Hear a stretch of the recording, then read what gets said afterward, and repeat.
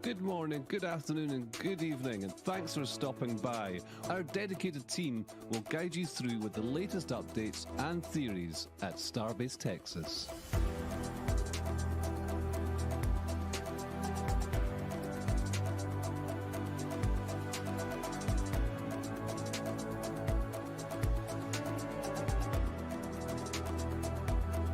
If you're new to the channel, be sure to hit the subscribe button and the bell icon for future streams.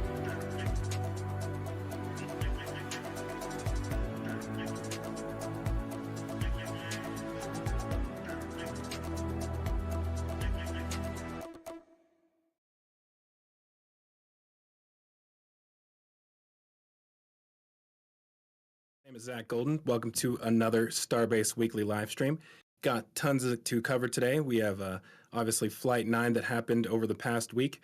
We have the update from Elon's Making Life Multiplanetary presentation, and lots of footage from SpaceX to cover from Flight 9. And this week we actually, unfortunately, as you can see in this shot right here, do not have flyover images yet.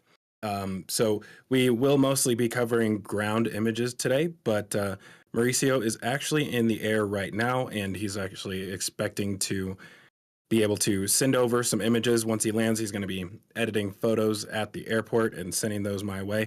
So hopefully before the end of the show, we'll at least be able to touch on some of the key areas at Starbase that will hopefully make most of y'all happy. I know everybody hates when we don't have flyover images, and it definitely sucks, but you know, gotta compete with the weather a lot of times. Thought that was going to end in March, but it is kind of extended into June, which is unfortunate.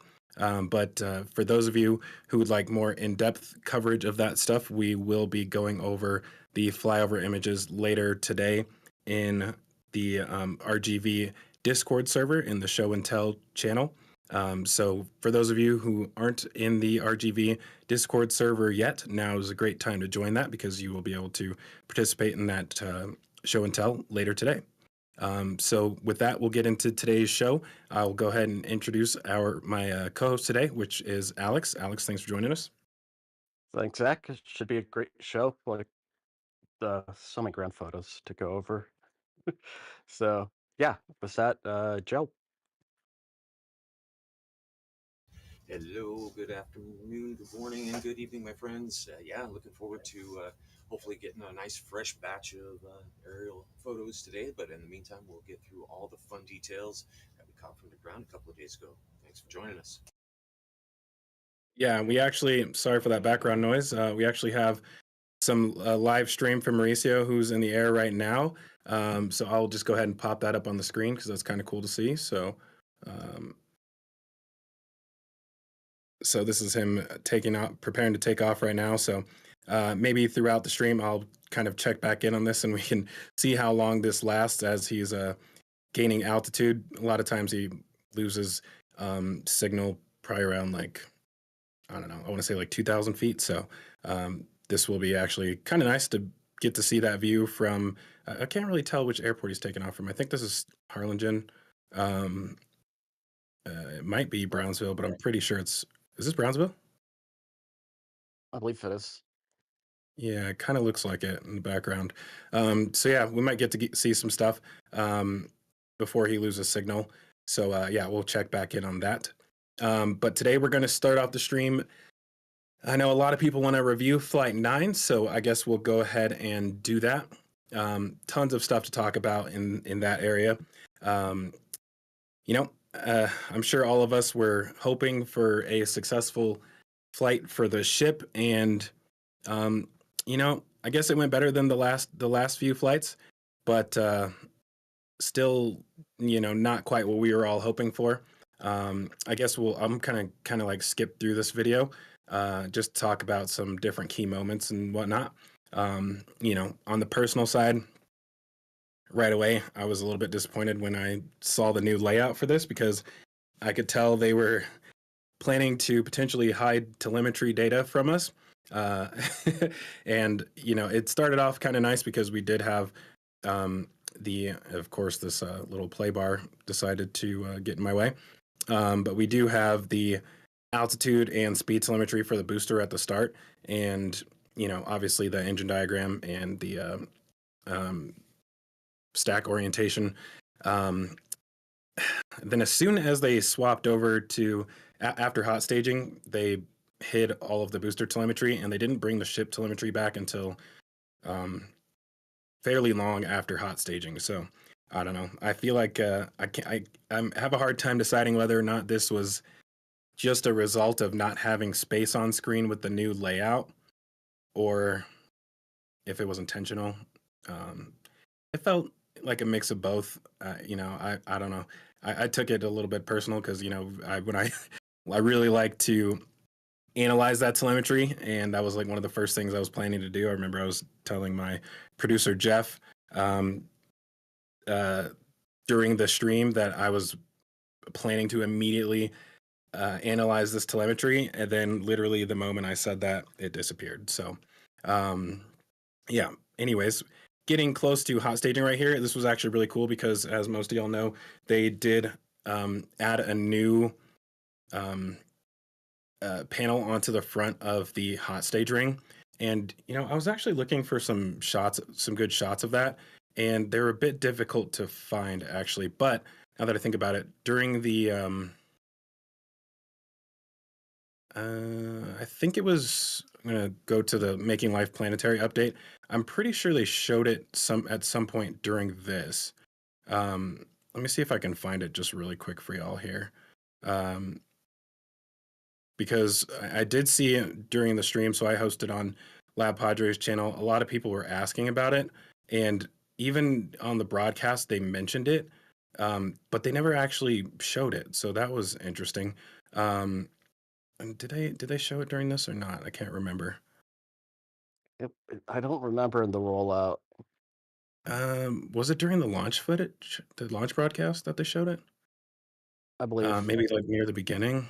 Let's see if I can just quickly find that for y'all, because it is good to show while we're covering this really quick. So apologies for having to scan through this, but I do want to show it really quickly. Maybe it was when they were talking over here.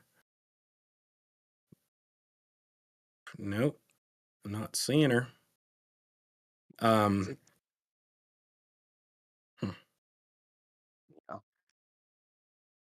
Yeah, I don't know if we actually ever got good views of it, to tell you the truth. That's okay though. I can explain it fairly well myself, I guess.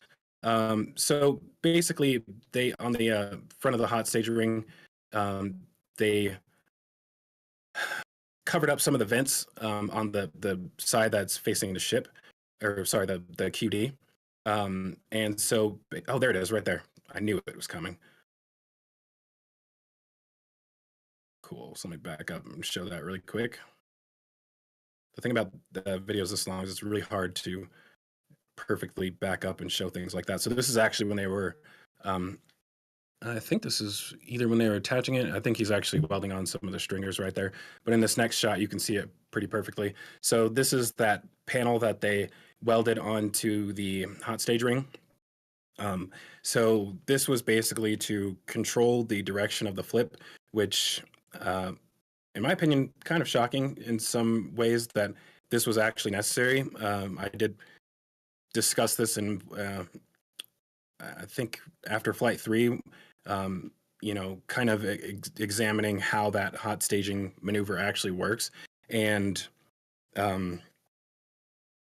I at that time believed that they could simply control it using, by kind of controlling how they start up the engines on the ship. So basically by igniting the engines, like in a certain order. So in this case, you would probably want to do the rear-facing engine on the ship. It's the one on the tile side of the ship. Igniting that RVAC first, followed by the two in the front, and then the two rear-facing sea-level engines before the front-facing sea-level engine would push the booster forward. And also beyond that, let's say you started all of them up at the same time, you could ramp certain engines up earlier than others in order to force it to flip in a certain direction. And same thing with the grid fins, which I'm actually probably going to pull up a shot right here. Maybe, I'm going to pull up a render instead, because that shows it a little bit better. But they have on pretty much every single flight used the grid fins. They've basically moved those grid fins prior to hot staging, and we can actually, this is from Ryan Hansen Space, you can see those grid fins moving, and this is basically exactly what they'd been doing. And essentially this should have allowed them to, when you have the exhaust flowing through those grid fins while they're turned, it allows you to force it to move in a certain direction. And so pretty much on every flight, we've seen them move in a different direction with that hot staging. And I'm actually going to go back to it because they showed a pretty good shot of that at one point during here. And if I can find it quickly, I will show it. If not, then I won't worry about it. Oh, actually, I'm pretty sure it's right here when Dan was talking about this. So they basically, there we go. We're unable to fully control which direction it was moving in, as you're seeing here. So pretty much on every single flight, it was moving in a random direction, which I find very interesting for those reasons I just mentioned. We had been trying to figure this out for a long time. Like, why are they moving in a different direction every single time? They would sometimes change the orientation of the ship in order to get it, like we assumed, in order to have it flip in a certain direction because just of the, I guess, engine startup sequence. But it's just really, really interesting to me, especially when you consider, and I'm just going to keep pulling up different videos here because this is a really interesting topic to me. So when we look at some of the static fire footage, so I'm going to see which one right here is going to show it the best. So some of the static fire footage, I think maybe Ship 33 has a good one. When they showed it from the bottom of the test stand, this is perfect right here. Hopefully this is not the single. Oh, of course it's the single engine one. I wonder which one it was that they showed it from the bottom. I know the previous one they definitely did. 34? Yeah. Let's see if this one is it. This is not the slow-mo.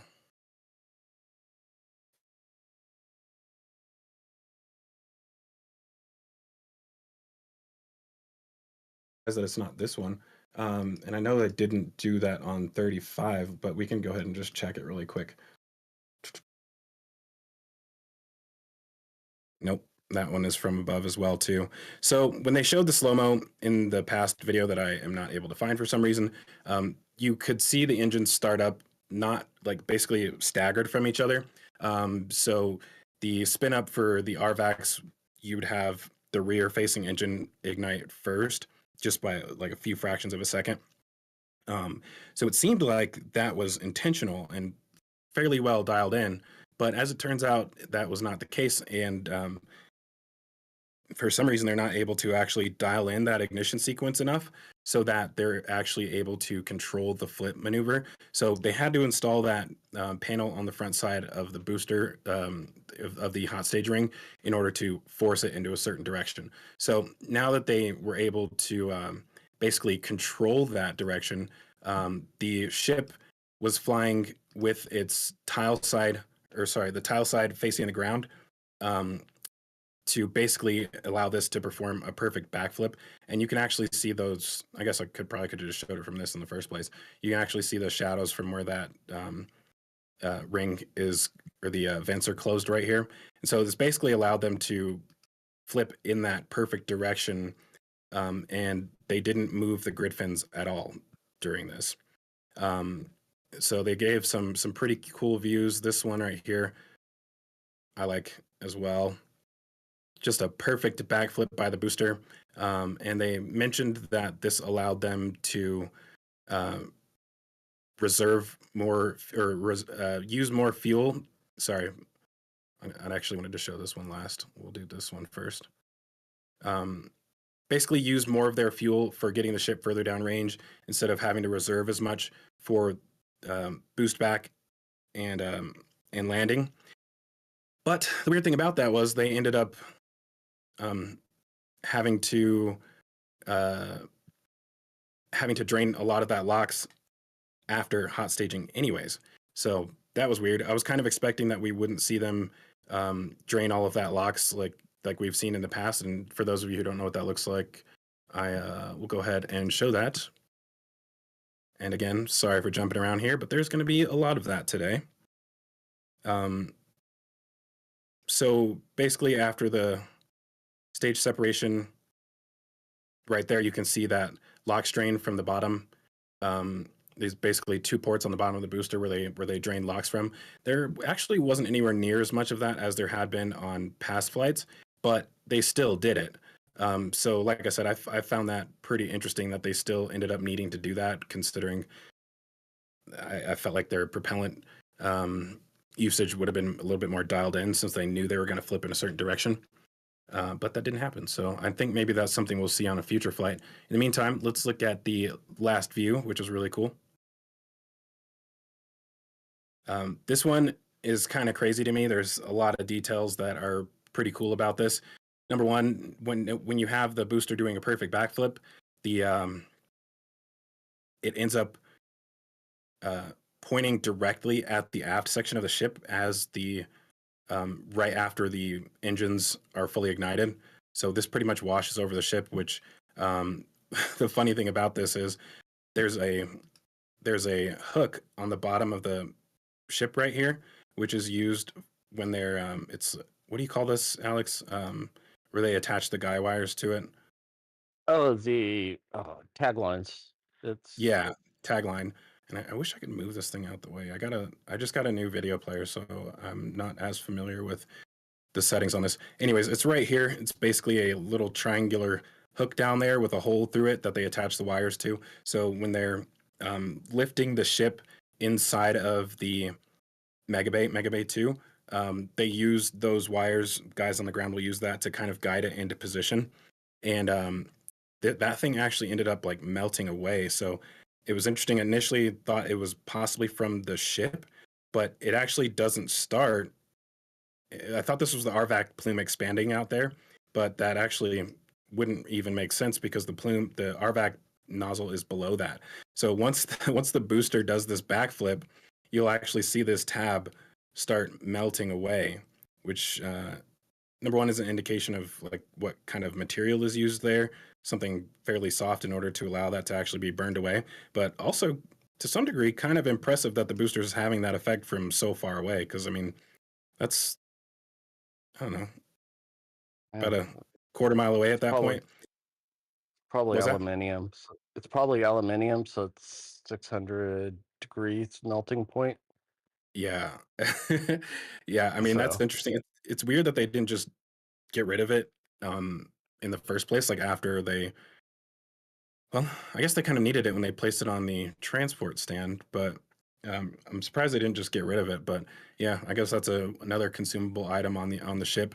Um, but restarting this over, number one, I think a lot of folks maybe have never been aware of exactly how close the ship's engines are on the top of the hot stage ring, which they're damn near touching it. And in the past, we did think that the sea level engines would gimbal outwards before hot staging, but as it turns out, they actually do it after RVAC ignition. So this happens super quickly because let me see if I can mess with the playback speed here. Actually, I'm gonna take it down to 25% because that'll help us see it a little bit better. So first you have the ignition of the RVACs, which actually, now that we're moving it so slow, it actually is staggered. You can actually see multiple flashes there. And then there's another flash right there from the sea level engines igniting. And then by the time you see them again, they're gimbaled outwards. So that's actually very fast for the fact that they're able to gimbal outwards. This is like within a second. Gimbal outwards and then and gimbal back so quickly. So kind of interesting that they don't just start from that position, but I don't know. Alex, do you have any theories about why it doesn't just start from that position? it Like maybe protecting or looks something? like it looks clearance wise. I'd have to. I'm not sure if they can cant out where their Yeah, pivot point is. That what half of the bell might drag. that's actually a good point. The And I think in the past we thought there was a little bit more clearance than there actually is. So maybe that's why we're a little confused on that one. Yeah, because you can briefly see some of the gas leaking out of the bells, and it's almost physically touching. Right. Yeah. I mean, I guess that means that they're not. So not only are they not moving until after the RVACs ignite, but the RVACs are, I guess, solely responsible for stage separation because they're not able to move until they have enough separation. So yeah, that's pretty interesting, and I guess that also kind of explains a little bit why they were having issues controlling the direction. So if the booster was flipped the opposite direction, then igniting these two RVACs first would definitely push it in that one direction fairly easily. But I guess if you were trying to control it using just that RVAC in the back, the booster can kind of slip into any direction. Ideally, you would want it coming straight down here, but with only one single engine, I guess it's a little bit difficult to control which direction it actually moves. So, yeah, I guess that finally makes a little bit more sense to me. Hopefully, that makes sense to you guys as well too. But yeah, super impressive, this camera, and honestly, I would say hot staging isn't actually as violent as I thought it was, to tell you the truth. Um, I mean, we do see a good view of the top of that inner stage, and I'll pause it right here. So you can see the marks from this is from the left RVAC right here. You can see some marks from it, but the actual surface of it isn't necessarily glowing. More than anything, you have the glowing steel from the vents. So that's interesting. I don't know. I'm starting to have a little bit less worries for the integrated hot stage ring. I think it actually may perform better than I was expecting it to, as far as not having to worry about significant damage happening to it during hot staging. And we'll actually get into that integrated hot stage ring here shortly after we finish covering Flight 9 stuff. Yeah, but go ahead. now that'll be interesting as it relates to this flip. Yeah.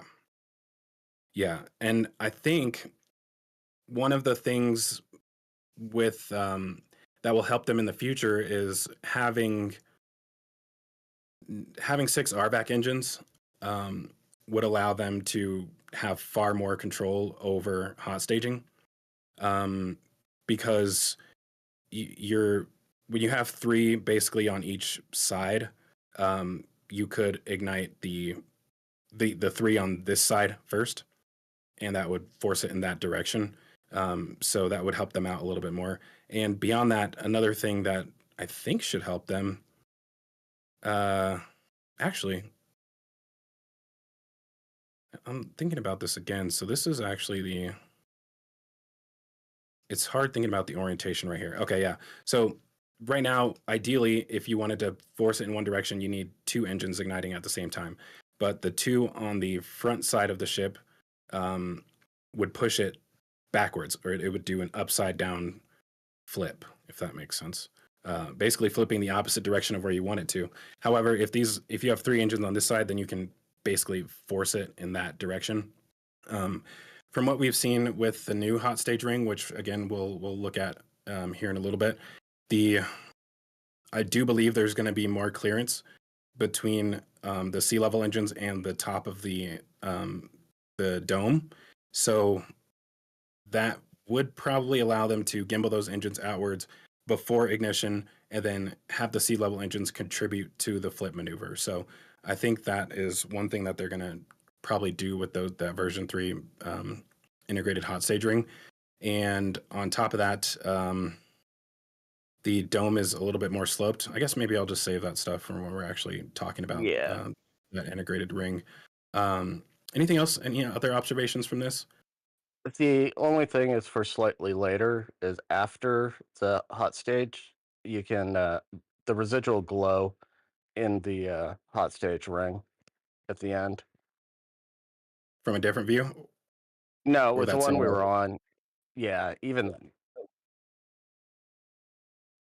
the residual glow that you could see, which is very reminiscent of later in the ship's flight. Oh. Yeah, right there. Yeah. Yeah. And the How interesting thing when I was looking at this was trying to see if you could like notice any damage to the actual ship, like any leaking or anything happening like immediately after. And I don't. there's Oh, so you're talking right about in the on from the the vent. yeah, the one vent that's already going is on the left by the sea level right there. That is, and I haven't seen that one before, but yeah, no, the glow of the hot stage ring, just how metal sort of combusts. Yeah. Yeah, I mean it's a extremely violent maneuver, but like I said, not quite as bad as I thought in the past. One other thing here is that since they're not using the grid fins in this interaction, it would probably be more ideal to move them lower. So actually, by not moving them, I think from this position, you're actually reducing the amount of um, damage to the grid fins. So in the past launches, we've seen a lot of warping on some of the actual the grid. I don't know, what am I trying to say here? The actual steel inside of the grid fins, the mesh, I guess you can call it. Yeah. But by keeping them straight like this, I think you're helping them. You're helping the grid fins reduce that damage a little bit. That's like the ideal angle for the plume to be traveling through. Yeah, and then there's also on the body of the booster the orange flame, which is also just for future. Yeah, that's interesting. I do wonder if that was one of the vents, if one of them broke free. Is that what that is? Isn't that sort of where that collection vent for the ship's chill line? No, they should be in between the Okay. grid fins. Okay, it's on. Yeah, so Yeah, that almost that's just the interaction, the plume on the steel. It looks like. Yeah, it's a bit weird though. You can see something hanging down there. I don't know if that is if it burned through something there. Huh. Yeah, yeah, I have to look at that more a bit later. definitely. So returning to that launch footage. So shortly after hot staging, we did start to notice some issues with the ship. Um, Obviously, there was some fire coming through the actual. Where? There we go. So it started kind of early.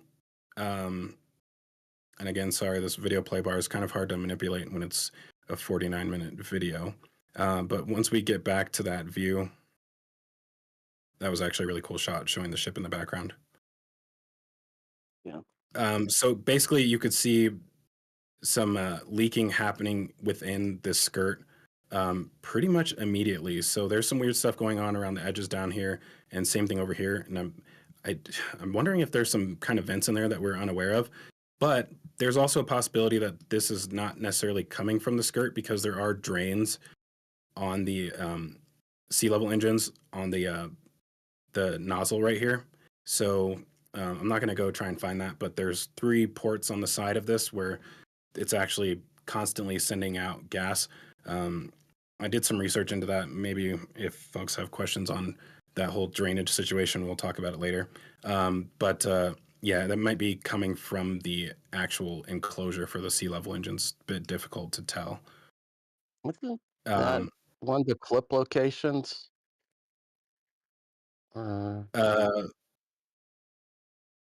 Clip? What do you mean? The clamp? Isn't that? Oh, yeah, Or that is not? a clamp. That is a clamp housing right here. Yeah. Yeah. Hmm. So I don't know if I don't think there's any hydraulics or anything in here because all of that mechanism is on the booster side. So yeah, interesting. But a bit further, we did on the backside right here, you can start to see some flames coming down from that one sea level engine. And then the next time we see it, there is even more. So we'll go ahead and look back here. You can see the fire coming down right here, and it's a bit difficult to tell exactly where that is. I think it's behind that RVAC engine, and we'll get a better view of it here shortly. But yeah, definitely significant flame coming down from somewhere. I think it's, and I've been looking at the attic, the false ceiling, to try and see exactly where that's coming from, and it's really difficult to tell. So in the beginning of the Making Life Multiplanetary update, they did show a good view of the bottom of the ship from below, and I just was looking at it and like have a hard time figuring out like where exactly that can possibly come from. Matter of fact, let's just look at it really quick because this is a really cool view. I would skip forward and find it, but I know it's going to appear here shortly. I like that little throwback shot from the high bay that they put in there. So coming up right here after this, there. So looking at this from the bottom, I mean, I guess this isn't high enough resolution to actually really see it, but yeah, I mean, you can't really. I just don't know where it would come from above like that. There are some panels right here, which are like access hatches that they use to actually get up inside of there. But for the most part, they look like they're fully enclosed. And if they weren't, then you probably wouldn't need the vents on the front of the ship. So very, very curious where that is actually coming from. But I would say overall, the ship seemed to be fairly lucky to reach stage separation. So the fire actually did go away. Or Kind of. well, it's reflecting into that bell Okay. as well. Yeah. And we do still see some up in this top corner right here. Yeah. I think I wonder if it's still coming down right here, but we just can't see it anymore. But one thing that I did notice, and this kind of gets into the whole failure mechanism thing, what we didn't see that we did see on past flights was, or at least on flight 7, the flaps do seem to be fairly stable.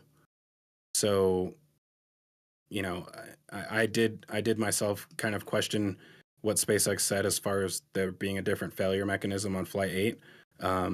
But you know, when you actually look at the flap camera, it does seem fairly stable, and you don't see the Earth vibrating in the background either. So, one of the things that they did mention after this, at least Elon mentioned, was that this was a different failure mechanism. Actually, it wasn't Elon. I think it was wow, her name's slipping my mind right now. Oh, not Sarah. What is her name? I'm gonna look for see it in the chat. I know somebody's gonna say it that was paying attention. You're talking about Jesse? No. It was the she's the VP of wow. I'm like the worst with names. Anyways, it'll come to me shortly. Yeah, but basically they said that this was a different failure mechanism than the previous flights. I did find that a bit interesting though, because we still see the glowing hot gas manifold on the side of the RVAC right here, which was something we saw on Flight 8 as well. I personally think it's a reflection, not a leak. You think so? Yeah, I mean that's running at what 600 bar, so that's more pressure than at where the Titanic wreck is. There's no way a pinhole leak would not catastrophically fail that engine. Well, I don't mean a leak on, like, I don't think it's leaking from here. I just think it's, I mean, it could be glowing if it's just really hot. You know what I mean? Like if they're getting a different mixture in there than what they're expecting, or not as much methane flow in there as what they're expecting. So basically, this is the part of the go ahead. Collection manifold. That's the Regen. manifold where they're Yeah. or So what's cooling. happening basically is it's sending methane down into the nozzle, which then comes back up through all of the is capillaries the right word for that? Yeah. So it's basically expanding as it's coming through there, and that's how they basically cool the nozzle. And if you're not getting enough methane through there, then theoretically the cooling system isn't working as well as it should. So yeah, you know, this was, in my opinion, possibly an indication of issues. The thing is, though, that we didn't really get that camera view until Flight 7. I want to say they never showed it to us before Flight 7. So we really never had anything to compare it to. There's a possibility that was happening on previous flights as well. So yeah. Anyways, I would say we kind of started to get our hopes up that things were going to go well. Although, personally, as the live broadcast was going, I was thinking that maybe it was going to fail. Especially if you start seeing all this pulsing of the flames coming through there. I thought it was like moments away. But oh yeah, and look at that glowing, getting even brighter right there. Yeah. And then doesn't now that's looking like the hot stage ring. And Zach, looks like chat settled on Shana Diaz. Yes, Shana Diaz. Yeah. I was having trouble remembering her first name. Sorry, Alex, what was that? Oh, it's the hot spots are the same sort of glow of what was on the hot stage ring. Right. So that's similar metallic glowing.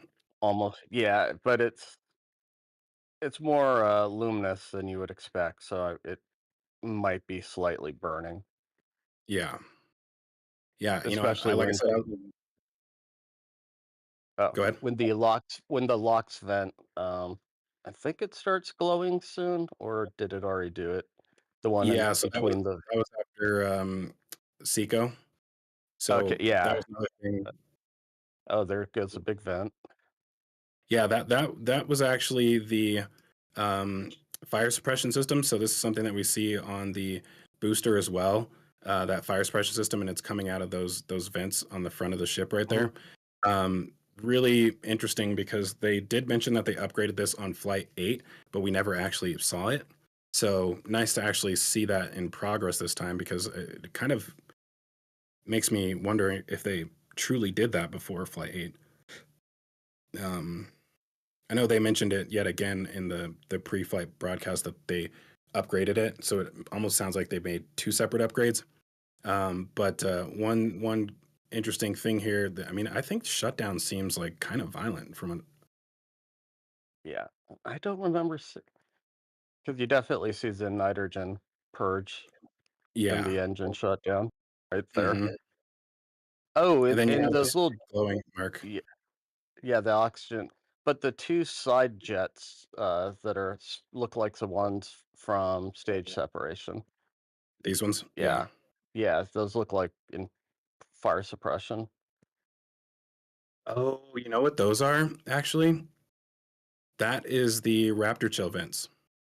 Okay, Yeah, those are the ones that you thought burned up on the side of the booster.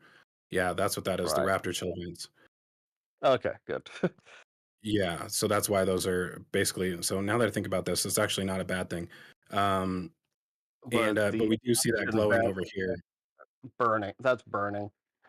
Yeah, and do you have any ideas on that one? Um, Probably with the shutdown sequence, there's a lot of methane there, so when the LOX hit it, it just burnt for as long as there's something to combust, and then it just So then they basically stopped pushing locks through there, and it stopped glowing. yeah. But they're outgassing a lot right now. Yeah, and again, part of that is the Raptor chill vent, but then obviously there are other vents going on We're from this view right here. So a lot of people mentioned a potential leak through the actual skin of the vehicle. Um, I don't know if that's like potentially a failed weld right there, but that would be pretty shocking if that was the case. I'm not sure what to think about that, honestly. It does look like it's coming from below because there's a vent right here, and it's actually coming from below that, which is pretty interesting. I mean, it's tough to say because this could be coming directly from that vent, and it just appears to be coming from below it. So they could be actually depressing right now. it could be the way the light's hitting it. Yeah, I mean, it kind of. 'Cause, It's. I think it's coming from that vent. I don't think there's a hole. yeah, right here it looks like the vent for sure. Yeah. So, anyways, as you can see, the ship was tumbling after that, and that's pretty much what it did the rest of the flight from there. So they did try and do obviously the payload um, to deploy the Starlinks, but that didn't work out. There was a lot of ice in the actual payload section, so I was a little bit um, confused on this at first. I'm because there's a few different areas where this could actually come from. So I imagine that um, before stage separation, the top of the dome right here was more than likely frosted over, but that would get hot or it would thaw out pretty quickly because the autogenous pressurization system for the methane tank is injected basically at the top of the dome. So it's getting semi-warm methane gas along the top of that dome, which would melt the ice fairly quickly. However, during hot staging and probably even during launch, it would probably break some of that ice free. And for the most part, it would probably stay on that dome while the ship's accelerating. But yeah, as I'm saying that, I do wonder where it should stay on the dome. Even if it pops forward, it would probably fall back down. But there also is the header tanks at the top of the ship, which, as far as I know, are not insulated. So there could be ice on those as well too, which is breaking free. I think some people speculated that this was like frozen liquid oxygen, but I don't think that's the case. I think this is just ice from the actual tank. So the the funny thing as I was watching this is that it kind of reminded me of the animation that I had Ryan do for the ice in the LOX tank, because you could actually see as the ship is rolling, it starts to twist in different directions. So yeah, pretty interesting the way that effect works. But yeah, after this, they did try to do that open the payload bay door, which did not work out. So that was kind of sad that they weren't able to do that. But to tell you the truth, that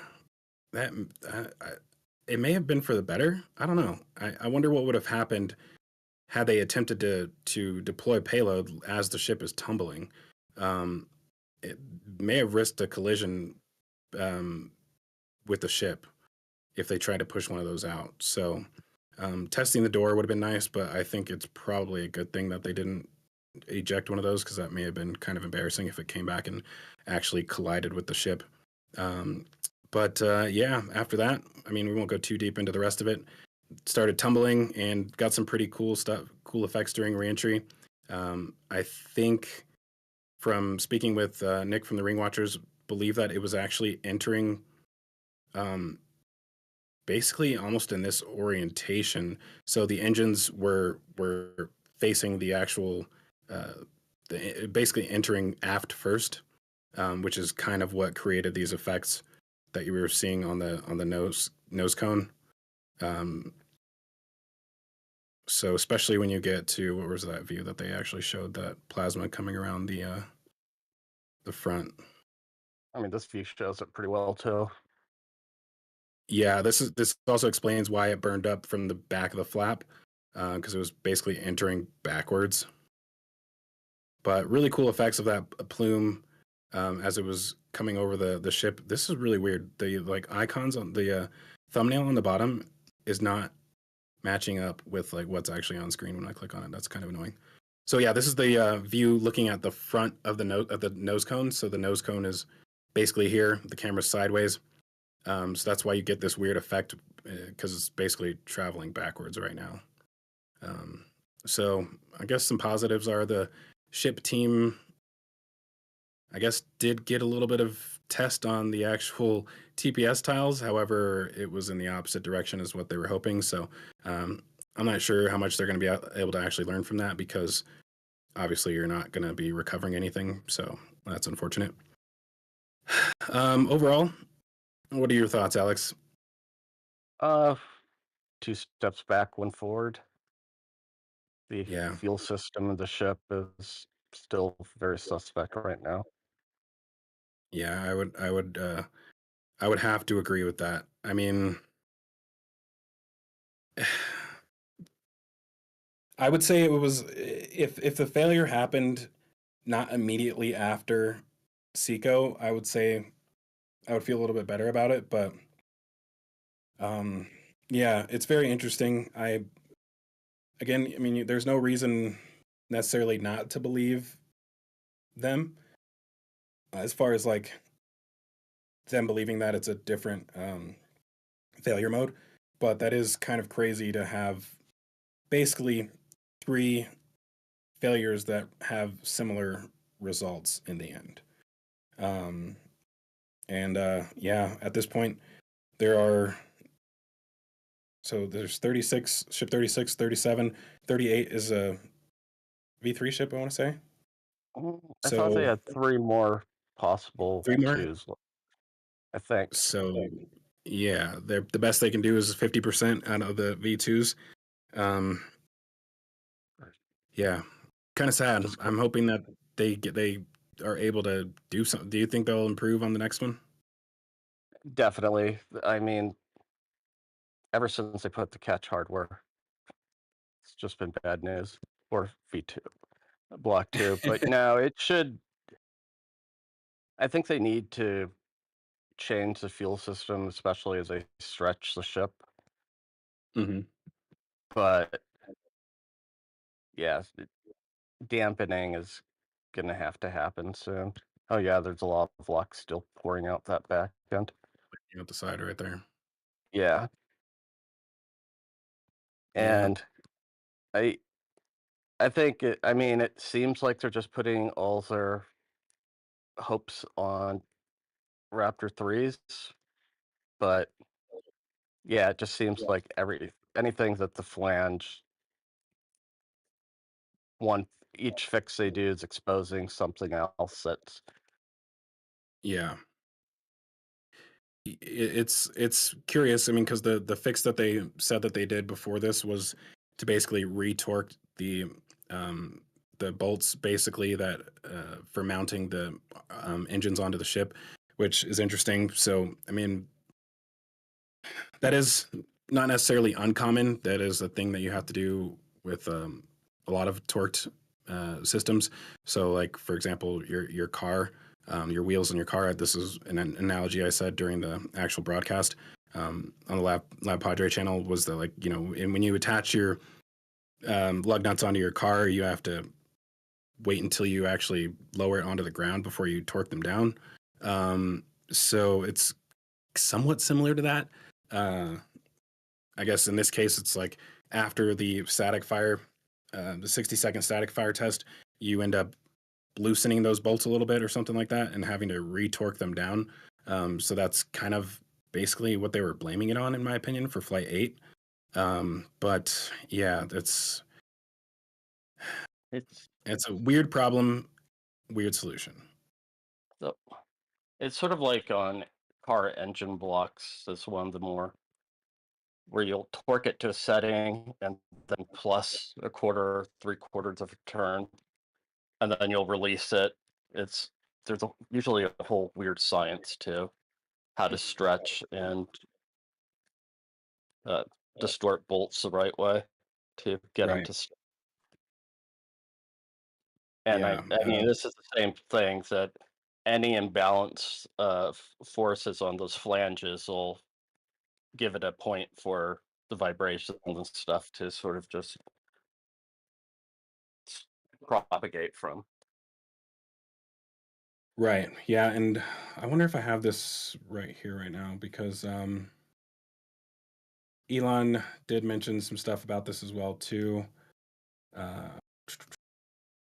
So he mentioned this with Eric Berger. So Eric asked him, he said, "You mentioned upgraded engines solving the problem with Starship's upper stage. What's the timeline on flying Raptor 3 engines?" And Elon said the end of the year. The upgraded Raptors have a complete redesign of the aft end of the booster and ship. So because we don't need the heat shield around the upper portion of the engines, it greatly simplifies the base of the booster and ship. Said it'll look naked. Hold on, is this the right one? Yeah, but Raptor 3 is designed to not require heat shield around the thrust chamber and turbo pump, and that's part of what makes it so clean. Yeah, I don't think this is the right one that I was looking for, honestly. All I know is That wasn't the quote I was looking for. from next sample renders, it's going to look very bizarre. Yeah.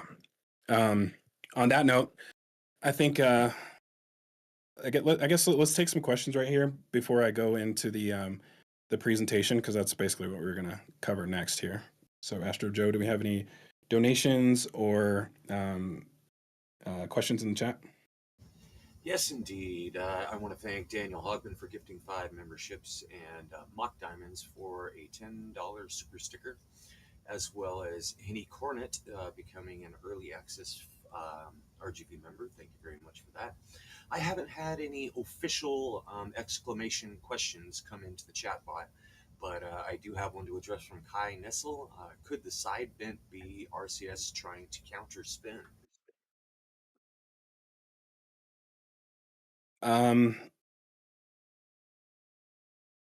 I think that's possible. However, it may just be standard depress. Let me think. I mean, thinking about that now, you know, you we know that when the ship re-enters, they would depress before that. However, this might be a little bit too early to do something like that, especially if you're trying to. I mean, you would probably want to save some of that so you can actually use it as an RCS vent. But yeah, I suppose that is possible that's what it's attempting to do. And I mean, if that's the case, it's clearly failing, because you have pressure escaping somewhere in the aft section as well too. So it's not turning the direction that you want it to, no matter what the RCS is doing. And then after a certain point, I mean, you can basically see as this is going that the pressure is dying down through that vent. So they're basically like going back down to I want to say atmospheric pressure, but more like vacuum pressure. So Yeah, um, that yeah, LOX boiling pressure yeah.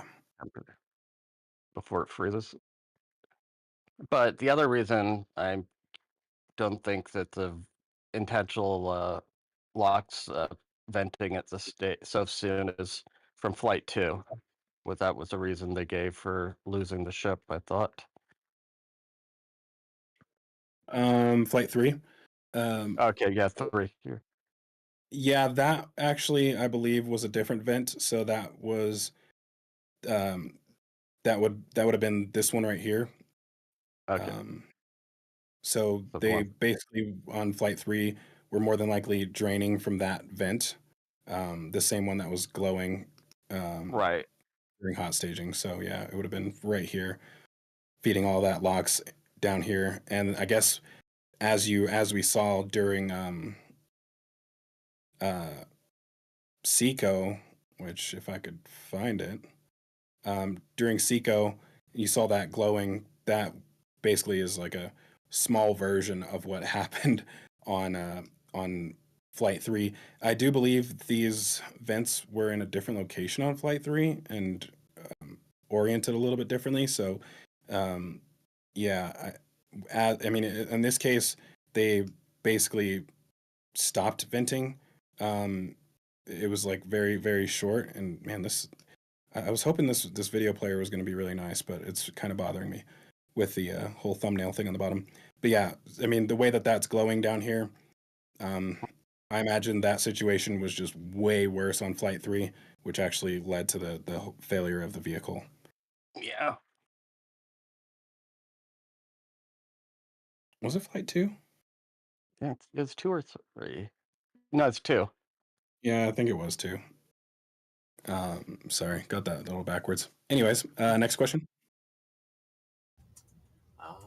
That is all I really got. I got a question coming in for Pat A, but that's all we got right now. Cool. All right. In that case, we will go ahead over to that Making Life Multi-Planetary update, and we'll just kind of step through this a little bit because there are some cool things to mention and some weird things to mention as well too. So first things first, we do have the integrated hot stage ring, which you can see pretty much immediately as Elon comes on screen. So I know a lot of us were expecting to see that. We did get views of it off the side of the screen during the Everyday Astronauts interview with him before Flight 9. So kind of had a good idea that this was going to be shown. And yeah, it's real. Um, very, very interesting design here. I mean, there's the struts basically. I think there's, if I had to guess, like probably like a quarter or a fifth of the amount that there are on the current hot stage ring, if not less. So that gives you a lot more space for that gas to actually move through. Far more openings, and this is kind of looking more and more like the N1 design. But these ones, from what we can tell, are potentially designed to be removable. I was talking to Ryan Hansen Space about this, and he thought these were bolted down. I didn't see a good view that made that clear. But yeah, we're assuming these are bolted on somehow, so that theoretically they could be removed. I mean, if that is the case, that's kind of an indication that they're more expecting the as far as things that may need to be replaced in the future, the struts instead of the actual dome itself. So one of the things that I was kind of curious about here, which we just really don't know the answer to, is whether or not this is a normal dome. So I think the domes are about 4 millimeters, like the rest of the outer skin of the vehicle. The hot stage ring is somewhere between 10 and 14 millimeters, so a lot thicker. we just don't know on this if these are thicker panels, which I hope they are. uh, that way they have a little bit more structural integrity and you're not just relying on the actual internal tank pressure there. But yeah, like I was saying in the beginning of the show, it is a fully curved dome, like basically it's an E-dome. For those of you who pay attention to those things, this is an E-dome. And it's a little bit lower as far as the top of it than the flat part of the hot stage ring.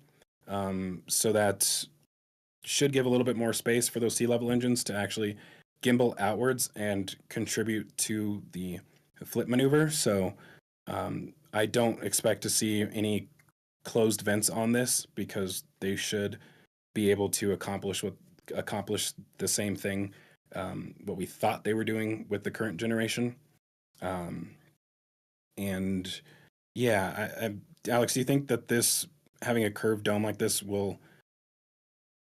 help as far as redirecting the flow, like of exhaust? It should. It looks like there's a coating also on the steel up there, which I'm more curious if that's the actual top of the tank or if that's just a removable dome with the birdcage structure.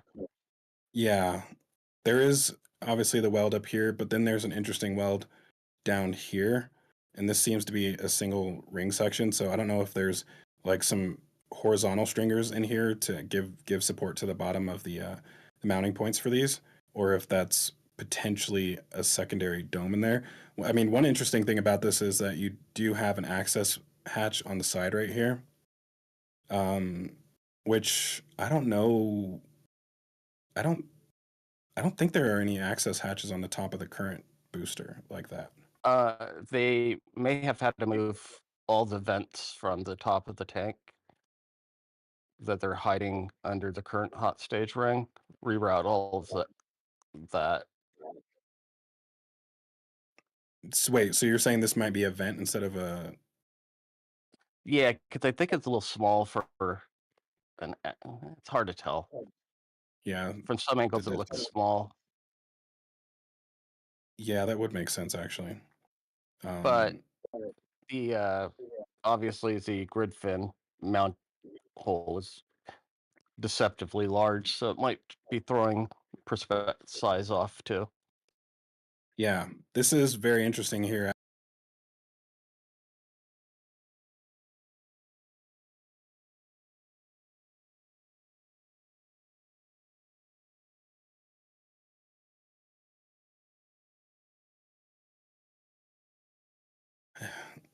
Kind of like I don't want to call it a sleeve, but more like an enclosure that penetrates through the tank. So your motor would basically lie inside of there without actually having to worry about it, obviously being exposed to the liquid methane or something like that. So yeah, interesting failure point that gets introduced right there, basically. The other curious thing about that is the grid fins on the current generation of boosters are structurally tied in to the aft or the forward dome. So I do wonder how they're spreading out those forces through here. What I do notice is that there are no stringers down around here. So I wonder if there's a huge plate on the back of this.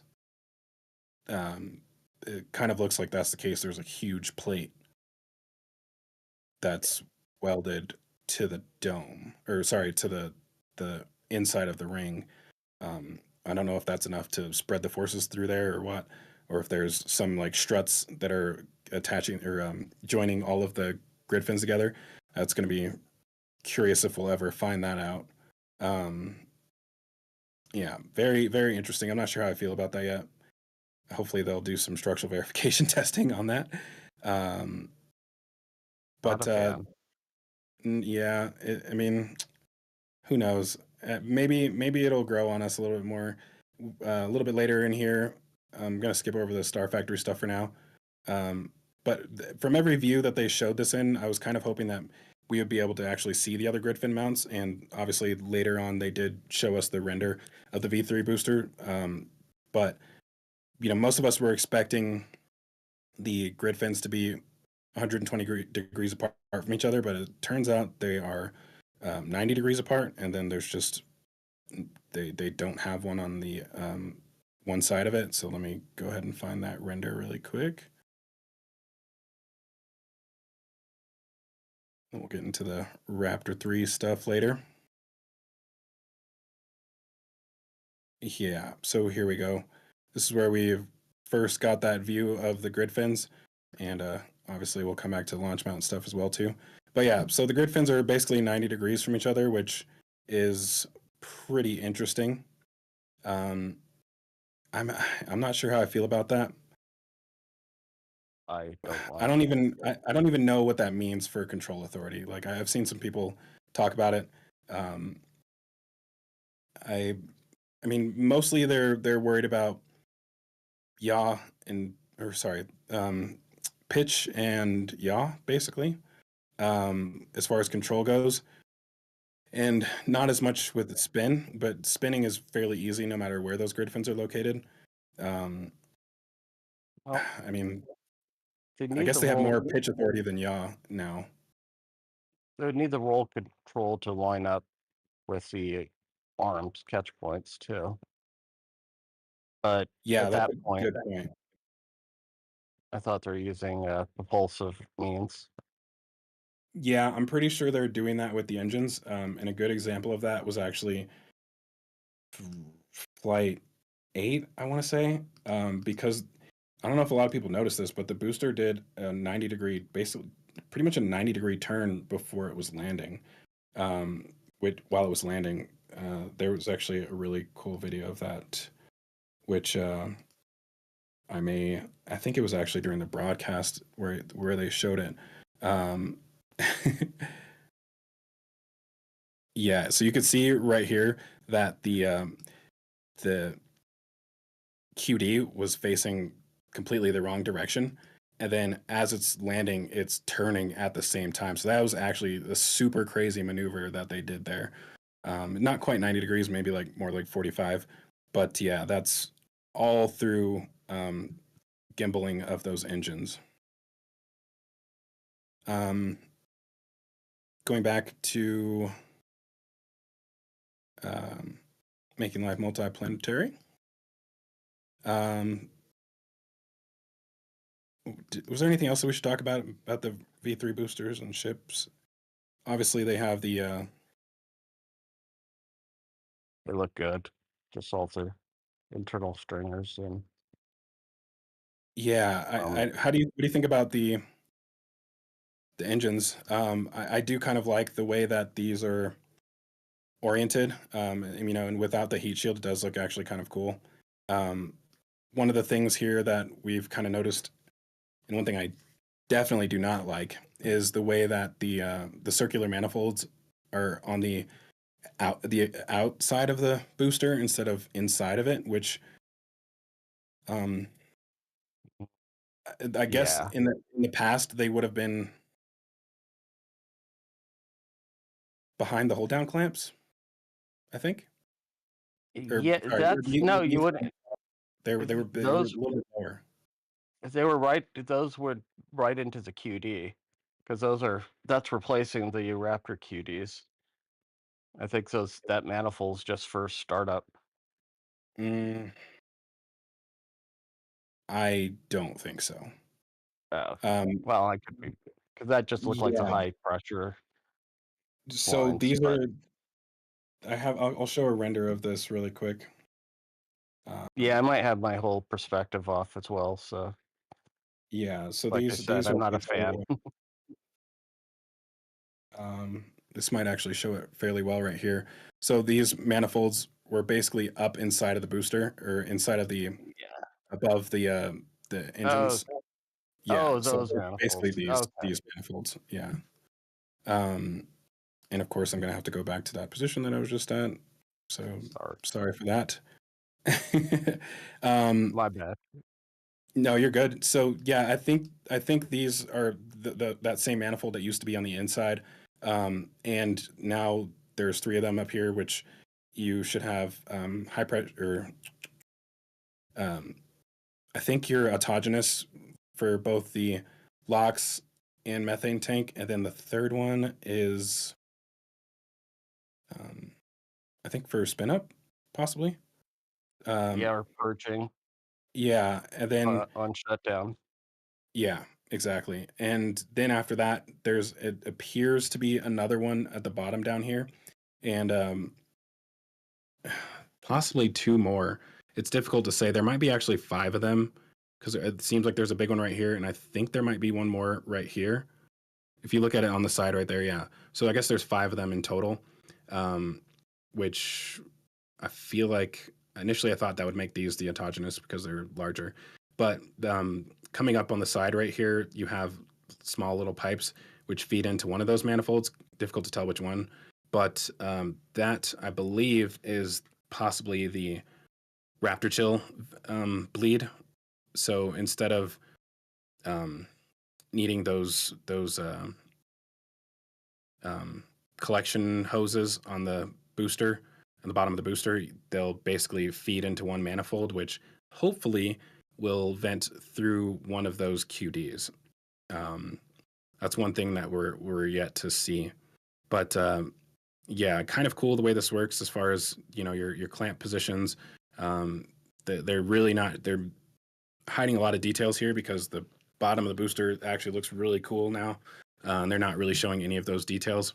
But really quickly, there was one view that I forgot to show from the launch footage, which kind of ties into what we're talking about right now, because a lot of people somehow were still asking about this. So I'm surprised how many people still don't know what these are. But yeah, these hoses are the ones I'm talking about for the Raptor Chill. So that should be hopefully routed up the side of the booster into one of those manifolds. And they will ideally do away with this system. But it was actually really cool to see this on the on this camera view. And what we can't see here is the clamps retracting because they're too high up. But when these hoses are attached via cables to the hold down arms. So basically, when you see these detach, that means the hold down arms are retracting because they're connected to that. So the moment there's even the slightest motion from the booster, the clamps retract, and then it pulls those hoses off, which is really cool to see. And the funny thing is, they keep changing the color of these. I can't tell if they're purple right now or if they're actually blue. I think they're blue. Emblem is purple, but It I could be the think exposure. you're right. Yeah.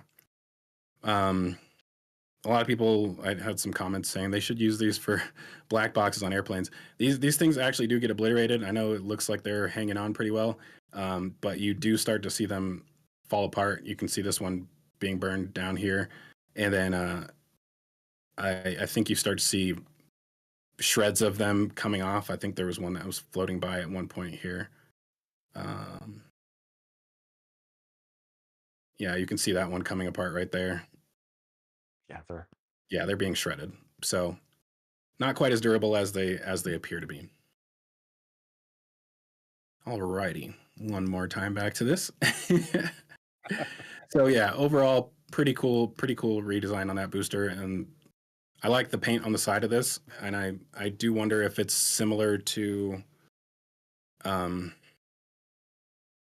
like the cork that's used on the bottom of the booster currently. So it's maybe not actually paint, but like something that actually contributes to you know, preventing damage to the side of the booster as far as thermal damage. Because if it's paint, it's just going to come off. No, it's probably one of those heat.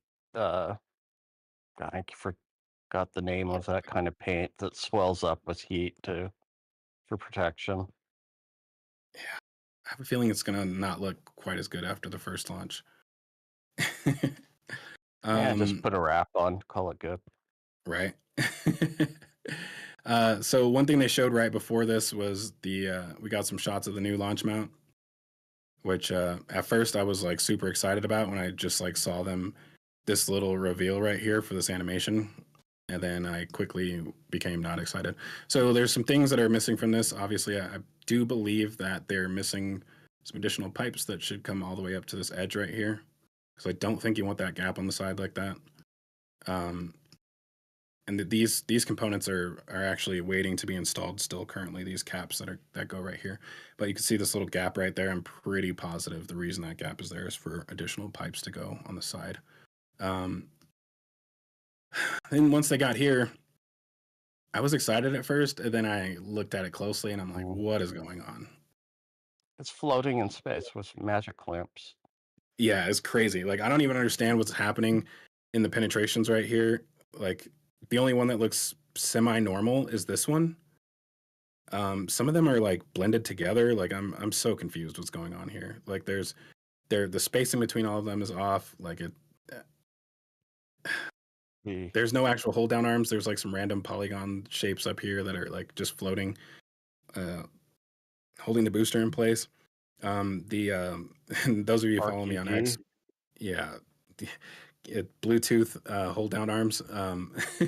Those of you who follow me on X know that it's probably may have saw my post on this, but yeah, you can see all of the plumbing in the background here is for Raptor QDs, which these exist on the version 1 launch mount, but they shouldn't be here because that system does not exist anymore as far as we know. So that is certainly quite curious. But yeah, I think parts of this booster are correct. Like the aft heat shield looks semi-correct, minus missing all of the metallic tiles that's going to be on there. But the engine configuration is actually a V1, V2 booster configuration and not the V3 booster configuration, which is interesting. Are you sure? Yes. Look at these should not be. Draws a straight line. You can go straight across above one row above, and there's the straight V gap. No, right. Go down one below, right below that bell. You can do a horizontal line that won't intersect any of the bells. Yeah, here? right. Yep. And that's definitely the V3 back end, I believe. You might be right. The spacing doesn't look right, though, to me. The center 3, they've really made the geometry interesting.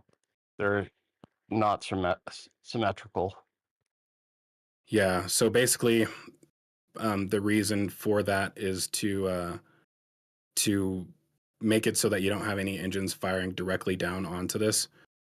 So by creating that separation like that, you have essentially 16 engines on one side and 17 engines on the other side. I do wonder. Never mind. I was going to say I wonder if they'll gimbal these outwards a little bit, but probably unnecessary considering they can't do that with the outer engines. I guess it's not necessarily true that they're not firing on the ramp. These 4 may actually hit that ramp on the top, and these ones are a little bit separated. So yeah, that is good to not have them firing directly on the actual top of the ramp, but you can't really do anything about these engines per se. Yeah, I guess I think you might actually be right about that engine configuration. Yeah, there's so much wrong with this render, though. Yeah, for sure. But let's see. There's some other things in here that I guess what was cool though is that seeing the launch mount from this other direction, which we'll get into a little bit later, you can see where those 2 booster QDs are going to be located, which we kind of already knew those are going to be there. And they have finally started to install at least one of these right now. So this one, the bottom half of it, they started installing yesterday. So we'll kind of get into that a bit later. But yeah, really cool. Other than that, and missing the whole ship QD on the tower, which was interesting. I guess moving backwards a little bit, what we didn't cover was the Star Factory, or not necessarily Star Factory, but the wait, what? Okay, sorry. Yeah, I was looking at that. I thought that was a render for a second. Oh, the Gigabay render. Yeah, exactly. So the Gigabay did kind of fill in some details right here, which I'm kind of sad and I guess maybe happy about at the same time. I'm actually not sold on this right here, and I can't move my mouse or else it's going to bring up the bottom right here again. So you're just going to have to actually, I'll put my mouse down in this area so you can kind of see where I'm talking about. So for one, initially we were thinking that the Gigabay would come up against the parking garage, and actually in the past I had been told that they were going to remove the parking garage, and that was by somebody who actually works there. That was the original plan, was to remove the parking garage, but it seems like they've decided not to do that and actually shifted the building over. I'm a bit curious how this is going to work as far as construction goes, because it does look like on the other side over here that it goes up against the factory, which really sucks, because we're never going to see things move in between here again. I'm a bit curious how that works, because unless when things are coming out of Mega Bay 2, they would either still have to go around this building and basically around this direction, or they actually have to move through the factory to get out, which would be weird. But I do imagine they'll have 2 aisles that you can drive things through. So yeah, but the cool thing, I guess, is that the doors are on the highway side. So, if anybody has cameras out there, every time those doors open, you'll be able to see everything inside of the factory, which pretty cool, I guess. That'll be our one way of knowing when things are being stacked in there, because with it being butted up against the factory, you won't know when things are moving from the factory to the Mega Bay, which is super sad. But some very interesting differences with this that we don't see on the current Mega Bays, which is the supports on the outside of the building. So it looks like all of that is going to be internal, which I suppose makes sense. It's a much larger building, so I guess you're not worried about twisting as much. And you'd probably have platforms going all around the inner edges, which probably give it that same support it's getting on the outside over here. Tell you the truth, Mega Bay 2 probably doesn't need those. Mega Bay 1 definitely does, but maybe not Mega Bay 2 so much.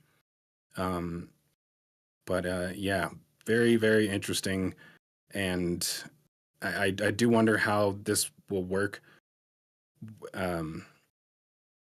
during construction. So if this butts up against the Star Factory, and I've talked about this on past shows, I'm not really sure how they're going to get things in and out of here while that construction is going on. I wonder if they'll have to build a temporary door somewhere else in order to do that. The nose cone hall is the main issue because they need the Yeah. tall. They'll probably just Excellent. build around the door opening and do what they did when they took down the tents. Just try and get enough material out so that they can be stacking and stuff while the opening is being reworked. Yeah, like move like 3 nose cones out into the yard and then just We can hope. right? Yes. Yeah, that'll be interesting. Yeah, because I mean, there's nowhere to store them. They basically have to sit outside, essentially. So, yeah, that's going to be interesting. Very large building. I was kind of curious. Elon said that this would be one of the largest buildings in America, and I don't know where he got that from. No, because there's no way. It's probably a silly total open volume. but then I mean, all the the covered VAB is stadium definitely bigger than this, for sure, for sure. and Boeing's big plant up at Everett. Yeah. I mean, heck, Gigafactory would cover pretty much the entire area. Yeah, for sure. One interesting thing I saw about this, which I hope was a joke, but it looks like they redesigned the ship transport stand. I refuse to believe it's going to look like that.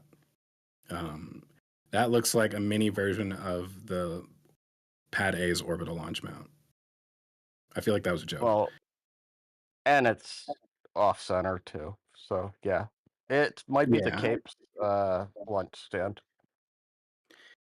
Yeah, I mean it's super wide for no reason. So I have a feeling that that's not going to be like that because they fold in the flaps when they're transporting it to kind of reduce the width a little bit. So having a transport stand that wide for no reason would be curious. Well, it would be a similar stacking issues they have with the hot fire stand. Oh, like getting it in and out of the Or bay? taking it straight to the launch pad and stacking. Mhm. You're saying that would be more difficult with that version? Well, with that huge one, because I thought the current hot fire stand that you couldn't take it to pad A and lift it with the ship off it with the chopsticks. Oh, like it would collide with the tower? Yeah. Yeah, that makes sense. Yeah, this is kind of cool though. I mean, just in general being able to see how large those vehicles will be inside of there, and then it looks like they have multiple floors of office space in there, so that's pretty cool. This is the Florida one,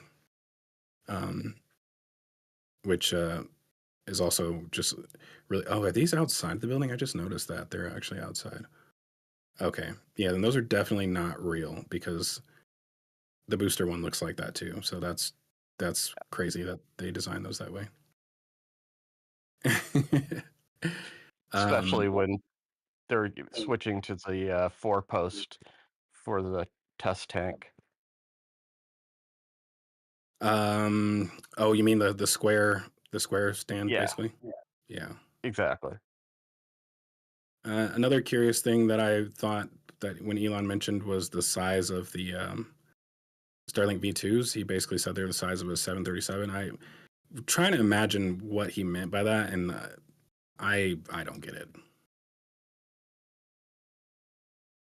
Like maybe they're wider than a 737. Like I don't get it. Don't know what dimension he could have been referring to. Yeah, in no way, shape, or form are they anywhere near a 737. Yeah, I guess the last thing that we should touch on. I mean, we could probably talk all day about this presentation, but I do want to move into ground shots at some point. But yeah, the Raptor 3s. This was pretty cool to see the first. Well, actually, did we see an RVAC on the NSF stream one time? I can't remember. I think this might be our first time seeing version 3 RVAC. But yeah, these look really clean. Bit of a flex in the background there with so many engines. I wonder when this was taken because it just seems like they have way more engines than they need back there, but I guess they need at least 66 of them or 70, like 76 engines, I think, for the next. You got boosters 16 and 17. Yeah, depending how many reuse. Yeah. So it seems like they have more Raptor 2s than they need back there. But I guess you do want to have more than you need just in case you have to swap one of them out. So that kind of makes sense. But yeah, he did go and show finally the first static fire footage of that Raptor 2, which is nice. Glad to finally see that. I mean, this is just looks so clean as far as that exhaust plume. You know, it looks like it's almost going to have a blue plume the entire time during flight, but typically most of those expand out into red, like about 100 feet down. So I do think it'll be blue for the top part of the plume, but then the rest of the plume will be like orangish red. But either way, that's going to look really cool the first time we see it at night. We haven't seen a night flight yet, but eventually we will. That'll be really cool to see that. But yeah, glad to finally see some actual test footage from this. We're hopefully we'll see the first Raptor 3 integrated onto a vehicle near the end of the year, which will be on actually we'll see it on both the ship and booster at the same time. So that should be on we got to talk about that really quick Oh because that's yeah, interesting. no. Yeah. We should see those first Raptor 3s integrated on ship 39 Yes. and booster 18. Yeah. Wait, Which I'll 17? No, 18. 18. Booster 18. Yeah. I'll be curious so- as to. I'm going. No, go ahead. Oh, I was just curious if this hot stage is a test tank or for 18. I think it's got to be a test tank. I hope so. But Yeah, me too. They should be testing both the grid fin mounts and the actual structure of the hot stage ring, I believe, because it's got quite a lot of weight that's going to be sitting on top of it. So probably good to verify that structurally. But at the same time, Booster 18 is currently being stacked. So there should be probably 2 of those in there. There should be one for a test tank and one for Booster 18. So it's difficult to tell which one was sitting behind him, but I have a feeling. Now I think about it, I would imagine that test tank should already be completed. Like they're just waiting to roll it out. So that might actually be for Booster 18 then. yeah. Or else There's they're so way much behind schedule. No, Yeah. they have to have it because, yeah, I mean, they only have 3 boosters per ship, so. Yeah. So moving on to this little clip right here, which was interesting for the ship. I'm a bit confused, honestly. Like it seems like they clearly got rid of the false ceiling, which I guess we should have expected, considering they're getting rid of the all the shielding on the booster. But the weird thing about this is that all of the avionics and stuff for the ship, I guess they're moving all of that forward into the nose cone. Then there was a lot of stuff mounted to the walls in here, which I'm assuming will no longer be present if this is the case. But yeah, that's going to look super interesting. Obviously, can't really take these renders for a fact because a lot of times, I mean, from what we already seen, like with the launch mount, there was probably a ton of missing details here. But yeah, still pretty interesting. And then obviously the orbital propellant transfer that they showed down here is pretty cool. And I have to go back and compare it to the previous version of this, but it does seem like a few things have changed. At least we now see like the latching mechanism here, which is a bit curious, clearly incomplete. But yeah, nice to see that they're getting close to that propellant transfer demo.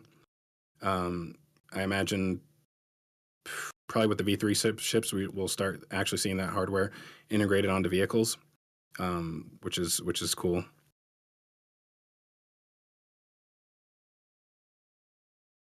And sorry, just got a message here in the background from Mauricio, who's sending me some flyover images. Yeah, send him a message back really quick. Would it be a good time to address some questions? Yeah, let's go ahead and do that. All right. I made a Windows driver change, so hopefully I'm coming in a lot clearer and not blowing everybody's ears out. You definitely sound a lot better, sir. Okay, good. I want to thank Infinite Jim for a 20-pound super chat saying, thanks for your work, y'all. Keep it up. And the conversation has spawned a lot of questions. I'll start with Lyric Spread asking any insight as to how they're containing the entire grid fin system inside the upper tank.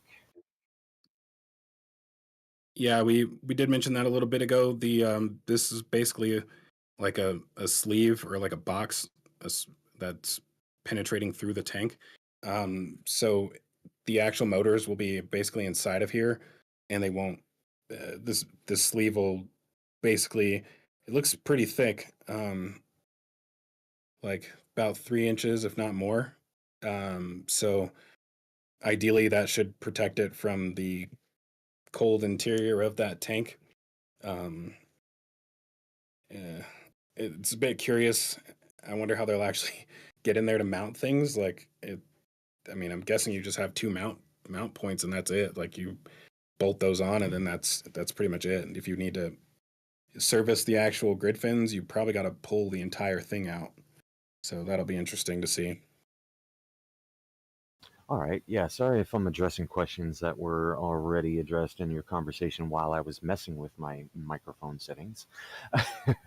I got a question from Ben Creasy Vision. Will the mishap investigation be focused on the autogenous, RCS?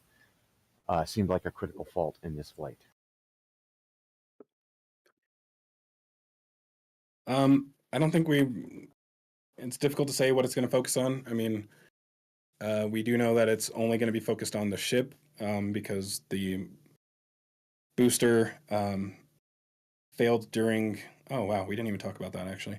The booster failed during the landing burn, which did not trigger, was not part of the investigation. I think it's like they have an exception for that.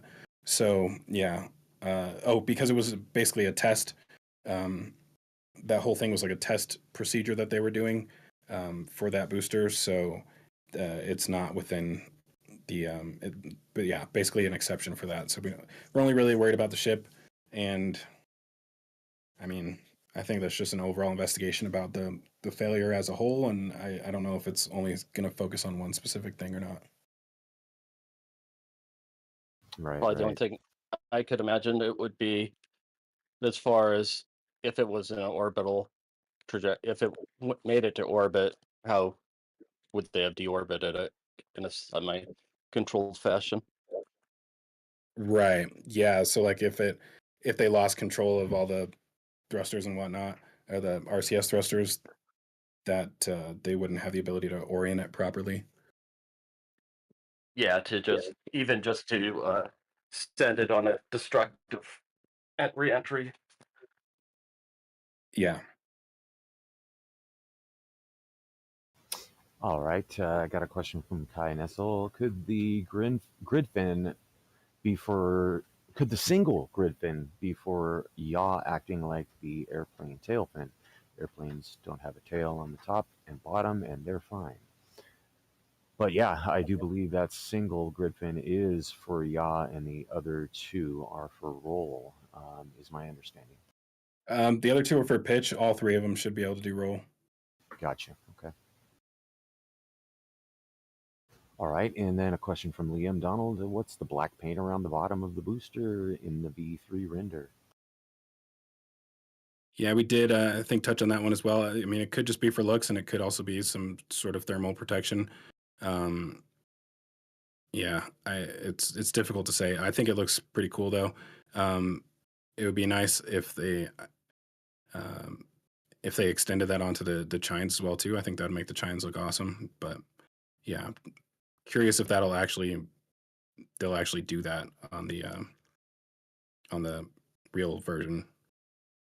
I totally agree, man. Yeah. I will take one more question before we move out of this segment from Crane Man regarding the fuel transfer in space. Didn't we see a barrel section move on Rover 1 with 2 slots for in flight contact? We did, yeah, and I think that I want to say went to the scrapyard. It did. Yeah. Cool. So I guess was that the last question then? I had just one more come in from Black Eagle right now. We'll take that one as a last before we close out of this and get into actual Mauricio RGV pictures. But yeah, Black Eagle is asking, given that they already have 2 ships that have suffered from failures of different kinds of the OLED RCS system, do we think SpaceX will reconsider using proper hot gas thrusters once that actually ones that actually combust gases?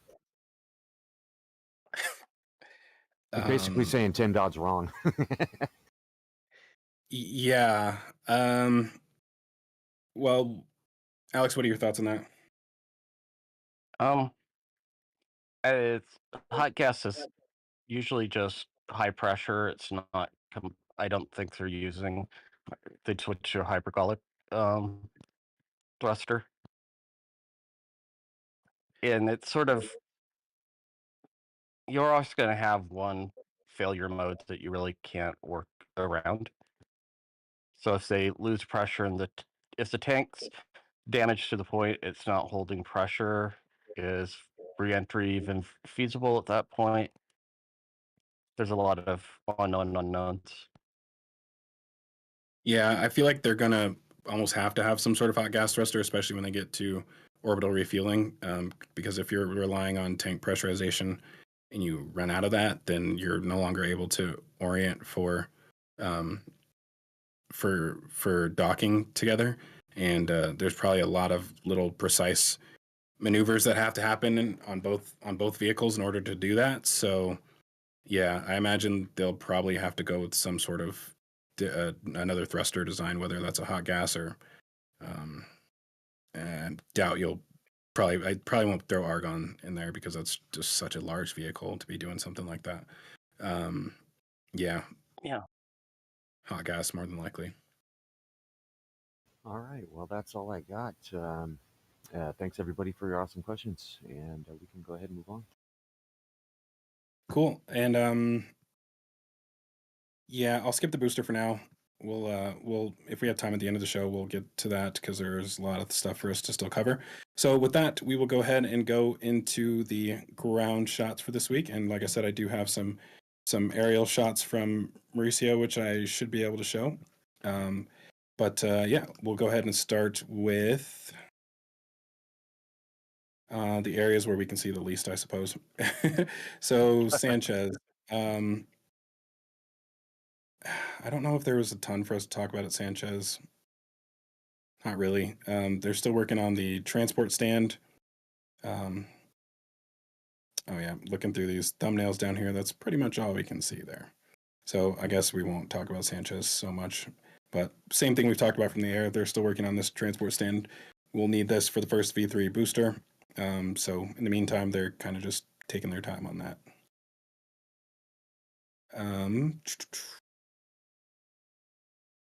At the build site, they are currently still working on the side of the Star Factory to kind of repair the external panels on this after they got rid of that wedge section on the side of the building. So they're just basically fixing all that stuff, replacing some panels that seemed like they didn't even necessarily need to be replaced, but they're doing it anyways.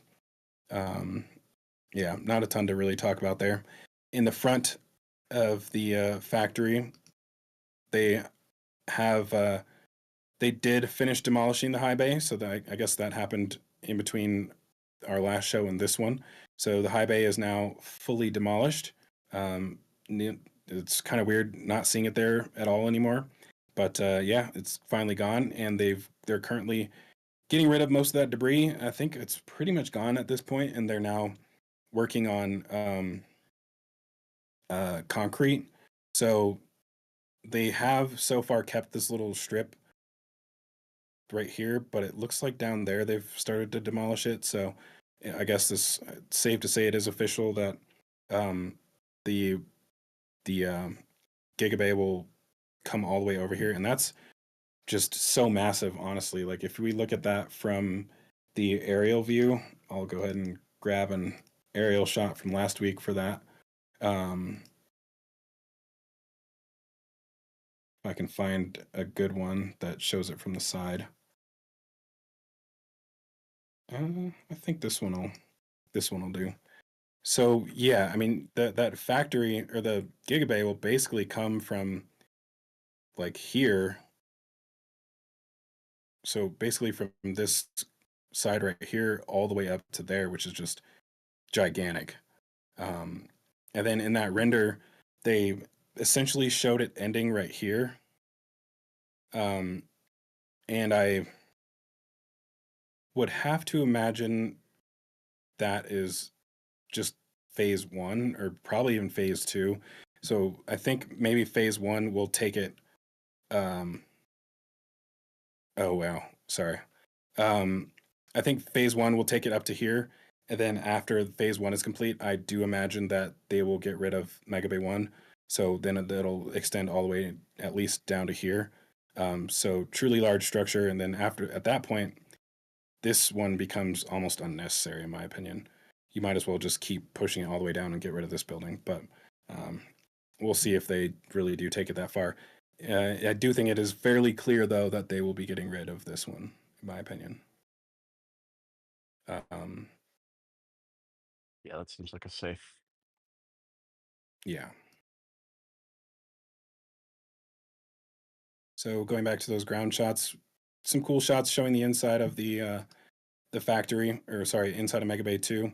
Not a ton to really talk about there, but if you guys would like to go through those images yourself, and you, if you're a member of the channel, then you should have access to all of these images, so you can go through and look at a lot of the little tiny details in here, which we should see them changing some of the stuff out so they could get ready for the version 3 ships, because they will have to at least remove the top surface of these, the top ring on these workstations, in order to allow them to integrate with those version 3 ships, assuming that the clamping mechanism is different on those, which is a bit of an unknown currently.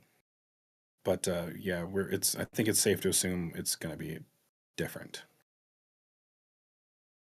Yeah, pretty much all really to talk about at the build site currently, unless we have some flyover images that come through shortly. In the meantime, we'll move us over to the launch site, and we'll start with Pad A first. But before I do that, I'll give out a warning in case anybody has a weak stomach, because this might make you want to throw up. So Pad A, let me see, where's a good image to start with? They've really kind of stopped caring about it, I would say. Obviously, they don't want it to fall apart during the remaining 3 or however many launches are left. But they, haven't painted it a single time since Flight 7, I want to say. Yeah. So yeah, 8 and 9, they kind of just left it raw like this, which very curious. I mean, I do wonder if some of these cracked welds would have been avoided if they paint it. I wonder if the labor cost of repairing welds is less than the material and labor for painting it. But it does seem like they have more cracked welds in different positions than what we've seen before. So just even from this angle right here, you can see where they've shaved down areas where they have cracked welds. So they're pretty much all over the place. And when we get to some of the closer views, let's see. Yeah, you can see that they've basically marked the areas where those welds are cracked. I think this spray right here is kind of helping them identify those cracks. I don't know a lot about that. Alex, do you have an idea how that works? I've usually seen it where it's more of like a pink. It gets pulled in the cracks, or it can flow really well into them. Mm-hmm. That'll just make you'll see the line fairly simple. But That's a huge one. also, yeah, I think you'll come through with X-ray or ultrasonic. Yeah, X-ray would probably be better, but I mean, some of these are so big that you don't even need that. You can see. yeah, You can just see them. They're all over the place. It's like it's unraveling. yeah, it is not enjoying life right now. And even on the inner wedges. Ooh, those are Let's bad. see here. Yeah, these are really bad. You got cracks all along this side. I guess this one isn't so bad. Let's see. I want to get another angle of one.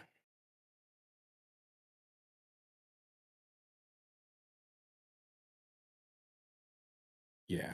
Chat suggesting that's a zinc spray to identify the cracks. That makes Perfect. sense. Yeah.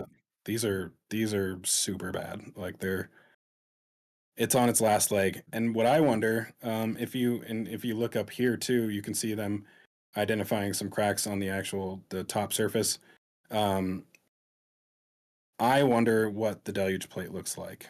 And I think I've said this multiple times before. Like, if I could do one thing, it would be to stand on top of this and actually see what it looks like currently.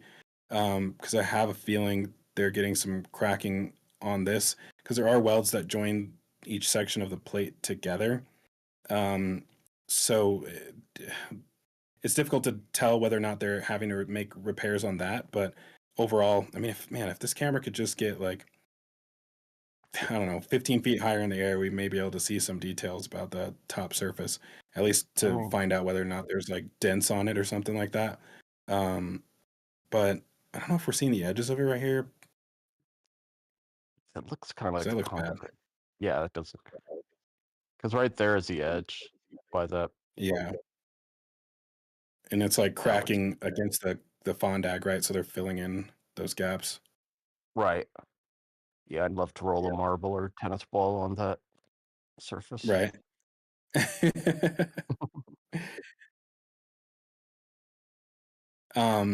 Yeah, overall, I mean, dang, you even have cracks on this side of it too. So it's just everywhere. Not having a good time. I mean, just the way this looks, like every surface is just disgusting. One of the worst ones I think was this leg over here. Where's a better view of that? Yeah. Like, that's crazy.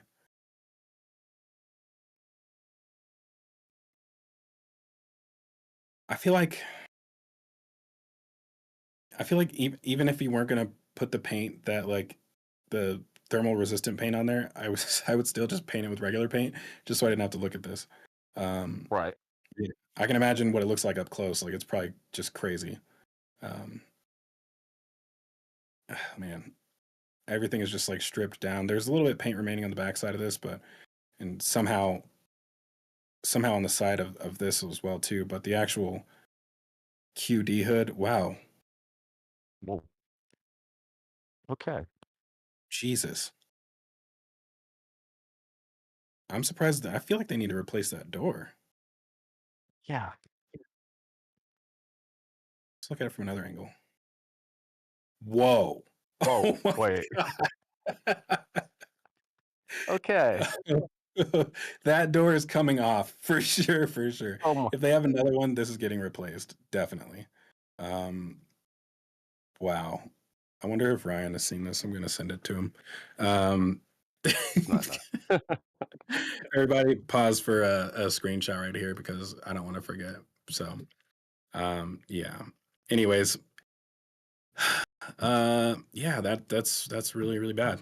Let's see if we might as well search for some more damage. I think we can probably see the front of the QD plate on one of these images.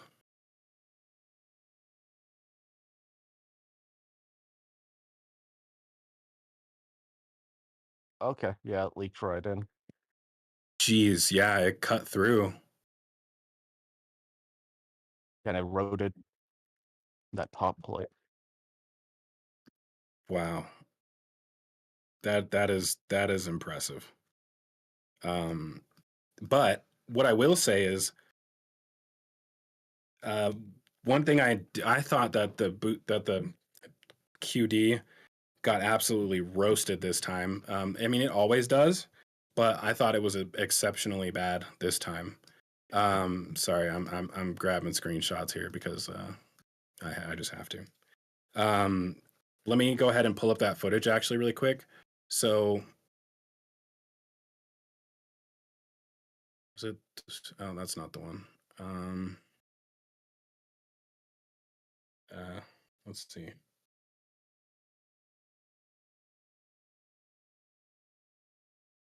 So with the launch, the overhead drone shot,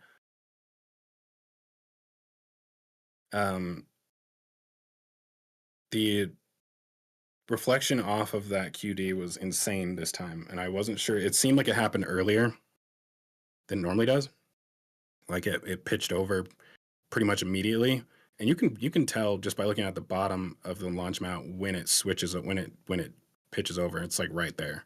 So, man, it was so close to the QD when it starts that, and then it's just in contact for so long. I mean, that's, I guess, not all that surprising. And honestly, the thing about this is that if you're actually getting penetration through here, I imagine you're damaging quite a bit inside of here. So all of these cables possibly damaged. So I wouldn't be surprised if in a few weeks these all look brand new. That'll be a sign that they've actually replaced it. The question is if it penetrates down into here. I imagine it rolled, since this was retracted, I imagine it rolls over the front of the plate. So,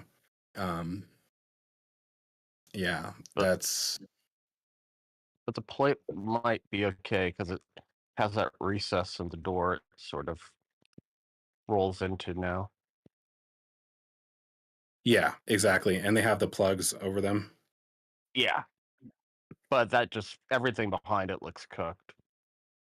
Yeah, that's like seriously impressive. I'm surprised it survived this long without having something like that happen. I mean, in the past it did rip the door off and whatnot, but like the actual hood has been fairly good for the most part. But wow, yeah, that is. I'm glad I noticed that because I didn't have a full chance to like go through all of these as closely as I normally like to, just because there's just so many of them. But yeah, other than that, most of the launch mount doesn't look too bad. There is obviously the Raptor Chill Collection lines, which are always going to be damaged. Everything else looks okay for the most part. I did notice them doing some stuff inside of the stairwell, so I don't know if they had some issues over there. I don't think I have a good view that shows that though. And again, just looking through up here, Yeah, that's cooked. super cooked.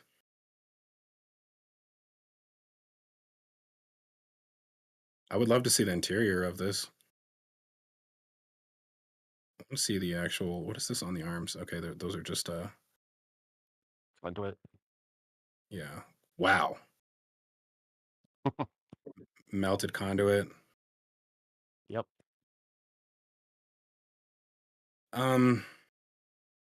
Yeah, that's a lot. See, this is one of those things like when Elon says that they're gonna be launching in 3 weeks. I'm like, no, you're not, dude. You gotta factor in other things. Like your vehicles might be ready potentially, but I don't think stage 0 is gonna be ready. You got to give these guys time to do what they got to do. And in my opinion, this looks more severe than the past launches. So at minimum, this door is coming off. A lot of these electronics got to get replaced. You got people from different trades doing things at the same time. So you got electronics plus plumbing happening probably at the same time. Hopefully this didn't, I mean, with those caps on the actual nozzles, hopefully the flex hoses are fine. But I mean, I guess if they had to replace those, they probably would have already started pulling off the back of this, just so they could get in there. But yeah, man, tough times to be a booster QD for sure. Let's see, what else do we got here? Yeah. That's just so crazy. I'm surprised they don't get cracked welds on this stuff because it is like hanging it's pretty low down.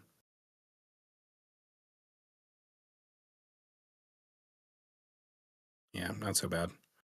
The ship QD also disgusting, but it seems like everything is fine up here. In compared to like past launches where they actually did receive damage up here. I think the QD arm is getting out of the way pretty fast now, so not seeing quite as much damage on this. Another area where they had quite a bit of damage, or I don't know if it's actually damage. I'll let Alex chime in on that. But over near the backside of the tank farm. Oh, Yeah. So you were saying that they pulled the insulation off this, so you don't think this is from? they're just to the right of the last inlet or the silver pipe on the tank. There's a somebody spray painted something to the right, middle of the tank, and yeah, right. So it may have burnt off, and they've already, but the yellow line doesn't look like it got cooked to the level that it would take to do that much damage. Because that's a plastic tank as well, I think. Or the old one was. Maybe this is steel. This looks like steel. Never mind. Yeah, I can't tell if I imagine they didn't remove all of this within the last few days. No, this tank has been getting hammered. Okay, For a yeah. couple. Yeah. But you would think that the pipes would look equally as bad, but they're not too bad. So yeah, that's what's curious. Yeah, quite interesting. At the front of the tank farm, everywhere else, everything seems to be fairly okay. They've replaced these so many times, but I have a feeling some of these are damaged as well too. You can kind of see it on the sides. I wouldn't be surprised to see these get replaced again before the next flight. Matter of fact, I got this crane over here right now, so they're probably planning to remove some of this and swap it out. Yeah, those aluminium fins, just from the ocean, get not even with the heating, it destroys them pretty quick. Yeah. Yeah, I mean the new tank farm is just better in every way, shape, or form. I don't see any. I was looking for damage in here, and it seems like everything is kind of good. But I guess moving on to the front side, all of this stuff seems like it's okay. They do have some work going on. I don't know exactly what they're doing, but they started setting up scaffolding as soon as shortly after the launch. But they are currently getting these tanks set up, these two very large methane tanks. And man, I talked about expansion bellows in my last episode, and check these out. These are crazy. Like they're so big. There was we had a good shot of a guy standing next to him. I can't remember when that was, but they're just absolutely massive. Because this is like a 8-inch pipe right here, maybe, but that one right there is like I want to say like 40 inches. Like yeah. But why? Why is it so big? You think? Egress so that you can send people in to inspect the inside pressure walls. Okay, that makes sense. I would not want to do that. No. But they're slowly getting these piped up right now. They have a new 2 more pipes that they've added on top of this rack over here, which I'm assuming are all for these methane tanks. Alex, what are your thoughts on these? Yep. One's flying return? Yeah, and then there's some pressure and fill lines.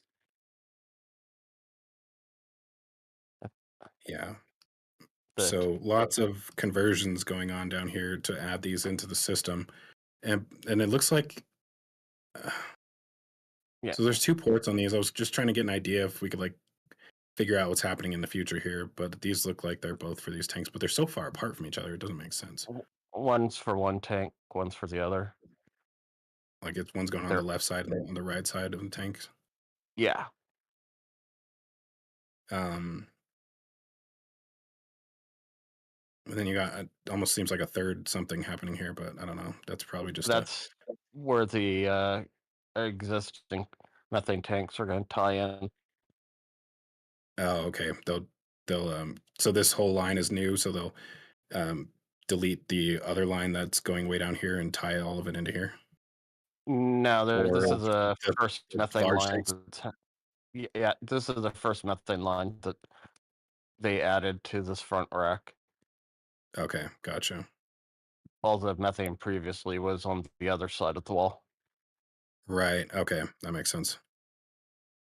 Yeah, this is something that I could probably talk all day about, but we won't because I mean, like I said, it could go all day, and personally, I want to save it for a future episode because I mean, I think it could literally take 3 hours to go through everything that's happened out here, if not longer.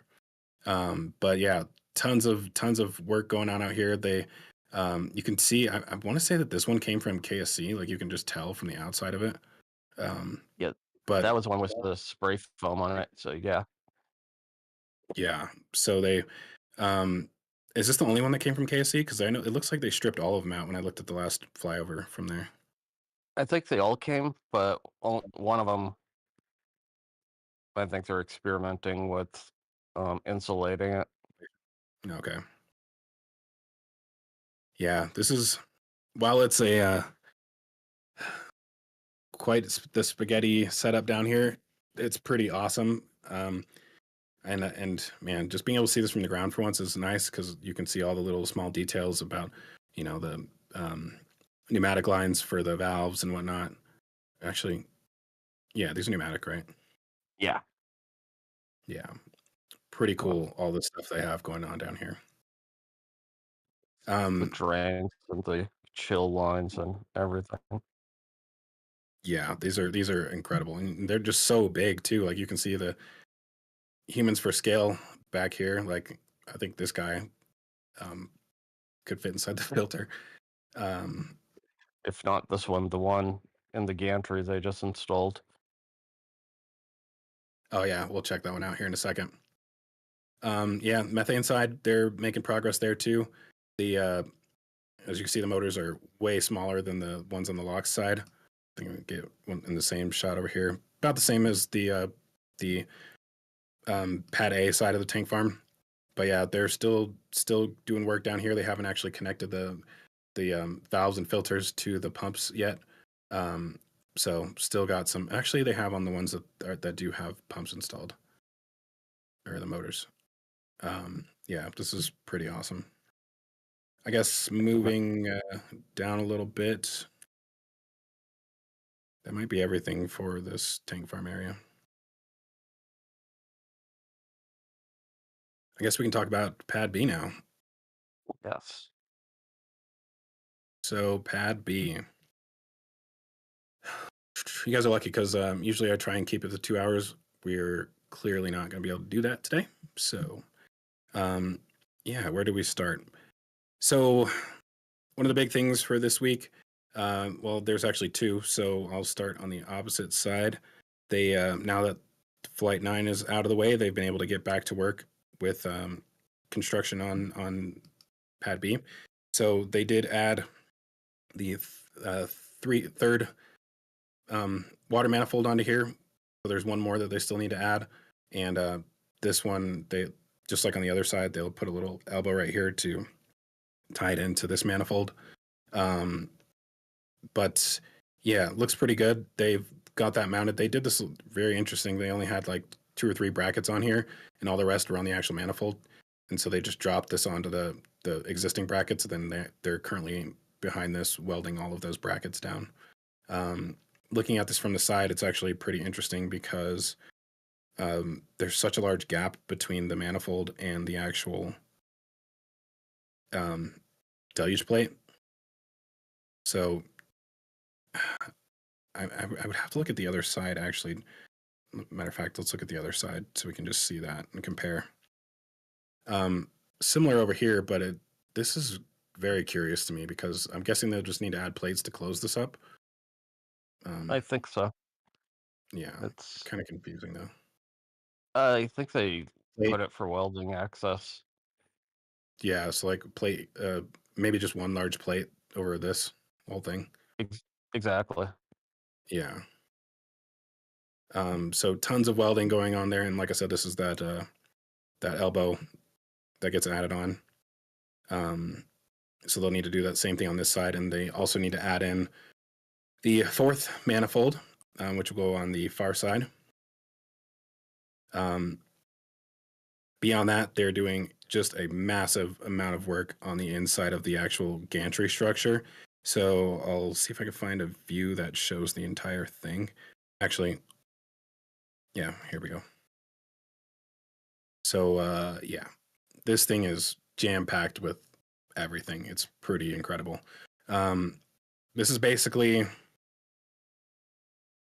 moving everything that used to be inside of the launch mount to the outside.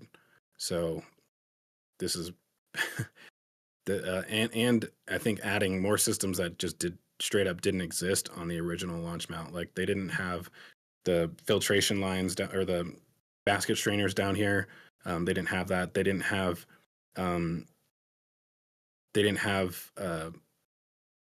well, I guess part of the thing of having these basket strainers is that they're one way, so you can't detank through the same direction. So they actually have, there's two lines side by side, so that you have one line for return, one line for supply, and then you also have this is the methane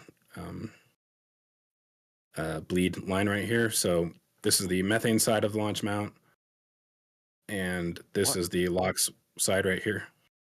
Yeah. So go ahead. There is a I don't think you can see. There is also another third line that they're using to when they're draining to blow back to pressurize with gas to force all the liquid out. Right here.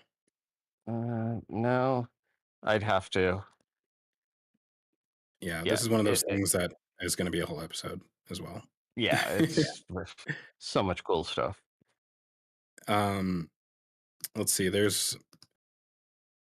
So you can see that that second line down here. Oh, is this that port that you're talking about? Yeah, I think that's the one. Okay. Oh, man, there's even a lot of stuff in the background over here. There's so many like really cool panels that they have in here, and Those explosive suppressors. No, that's hydraulic. The flame yeah, arrestor? the Oh yeah, yeah, that is one. That is a flame arrestor. I've been looking for those. yeah, Huh. Interesting. very cool. Yeah, I was wondering if they were going to have these on here too, and it looks like now we can finally see them. Okay. What else? Yeah, so basically all of this is feeding upwards into what will be the booster QD. So I'm trying to find an image that shows the top side of it. There's just so many. Is it? No, that's not it. That's not what we want. Maybe this one? Nope. No, that's not a good one either. Let's see.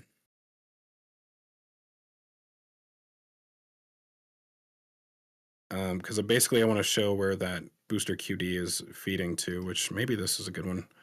Yeah, so you can see that these lines come down and then up through the floor, and then they run along the side of the launch mount. So when you look at the launch mount from the side, you can basically see those right here.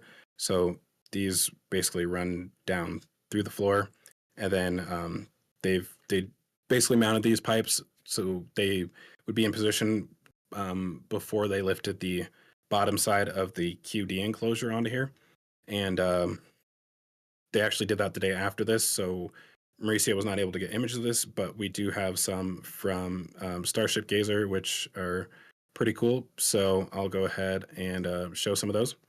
This is the enclosure. Well, zoomed in way more than I wanted to. This is that enclosure from a side view looking towards the inside of it. And they basically were building this in the Sanchez yard over the last basically 2 weeks.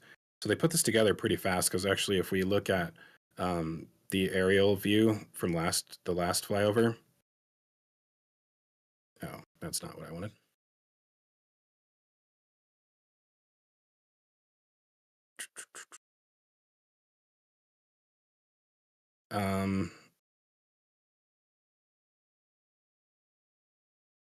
Where is it?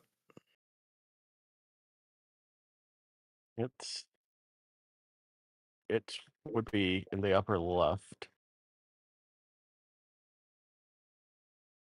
If we can find the start that, yeah, that one has it. This isn't Right it, right? No, it's up right there. There they are. So this is all they had for it 2 weeks ago? Yep. Damn, they've been doing a lot of work to construct that in 2 weeks. Right. Yeah, so we can see and That's are all the of this floor. part of that? Yeah. Okay, and is this all for that one? Like they haven't even started the other QD or the No. top part of this? No, this is Okay. all part of what's in place currently. Okay, yeah, we'll see if we end up getting some aerials of Sanchez, we may be able to see the next one that they're working on, which I imagine they've started. This is, we mentioned at the start of the show, the caps that go on the ends of the actual flame trench, which is going to be interesting to see how they get those in there. Going back to that ground shot, though. Oh, sorry, from Starship Gazer. Yeah, basically built this thing in 2 weeks, and quite the structure here. So, I am slightly confused because the pipes go below this floor. That cutout right where you were. This one. Yeah, that's where the pipes are. That edge, vertical is going to be welded directly inside of the OLM. So, hold on. Let's see here. Yeah, that's a great shot. And obviously, these are from Starship Gazer. If I didn't mention that already, he was nice enough to let us use this for the show. But the lower, this is the larger. Hold on. Let's look at the. I want to look at the other image again, really quick. Yeah, so you have the bigger, larger pipe on the bottom. So that would go in this bracket right here. Yeah, from there up to the L is open. How does it fit there?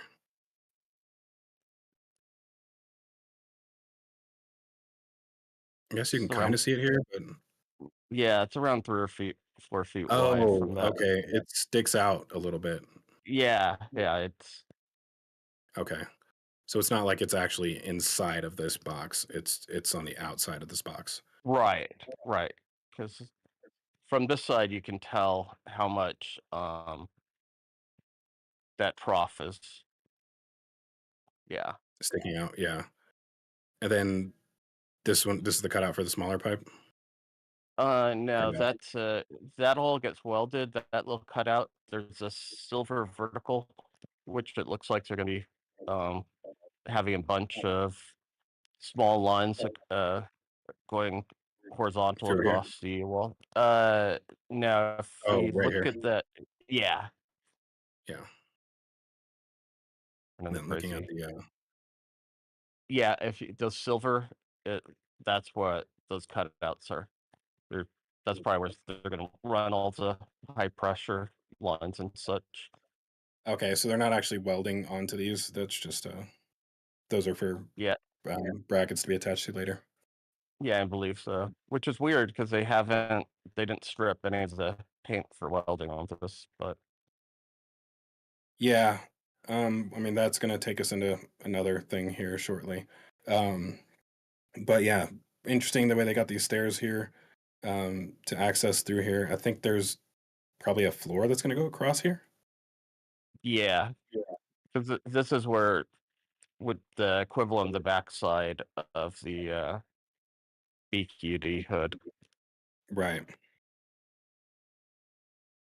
I wonder how thick these panels are. I mean, I guess it doesn't matter as long as the 3/4 of an boosters are inch. firing directly onto it, so that's okay, I guess. Yeah, they're 3/4 of an inch, FYI. It was Okay, labeled on one of them. nice. Yeah. I love those labels because everybody always gets mad at me for using American units, and like that's what they use for all of this stuff. And I love seeing that on here because it's you can use it as proof of that because people don't believe that. But yeah, so looking at it from just one more angle, actually, this is just really cool just seeing it from here. The way those stairs go up through there. So probably a floor on the backside of this too. Yes. Or at least yeah, some sort of mesh. Yeah, this is going to be interesting. And it's just gigantic and it sticks out pretty far and kind of ruins the symmetry of the launch mount a little bit. But, you know, we're not really here for that, I guess. Looking at it from one more view. So I think that was its final position right here. So we will probably see something else that wraps onto here, either wrapping around or just meets the edge of the gantry structure right there. Then obviously there'll be another structure on top of this as well. Gigantic. It almost seems larger than it needs to be, but I mean, maybe that's a good thing that it's so big and it allows the heat to like soak through more more space, more volume instead of just like such a small enclosure. But overall, I mean, this is like 10 times more protection than I got on pad A for all the GSE lines because these things were all exposed on the legs of the launch mount on pad A. So yeah, quite interesting what they got going on here. One of the other things, I mean, just looking at the I don't know how deep I'm going to go into it actually, but they have lots of really cool equipment in here. A lot of hydraulic stuff. These are all like hydraulic control boxes, more than likely for the hold down arms. That's what I was gonna say too. Yeah, I mean we can. You can kind of tell what's hydraulic and what's gas or liquid. Hydraulic always has these square flanges on them, so anything with a square flange is going to be hydraulic. All of this other stuff is just conduit. But very, very curious what they got going on down here. And I'll probably talk to Alex about this later off stream, but weird things they have going on down here with a lot of different manifolds. Yeah. Just overall pretty amazing. I'm really liking just being able to watch this process all over again because, you know, I was honestly kind of sad when they finally like completed with air quotes pad A because it was a lot of fun to just watch that process. Now we get to do it again. And even looking through this side, you can just see like it's just so crazy in there.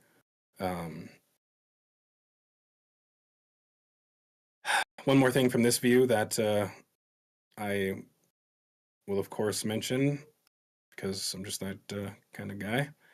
It does look like they possibly, I'm a little bit confused what I'm seeing here. I think these are heat blankets. Yes. Yeah. But And then is this a weld? it looks like one, but what they had previously looked like they were just welding on small like flashing plates. They didn't even look like they were welding the joint. But with Okay. that many heating blankets, that would kind of seem like they're welding the joint. So how do these work? Do you just heat it up? Yeah, it's more for the cooling process.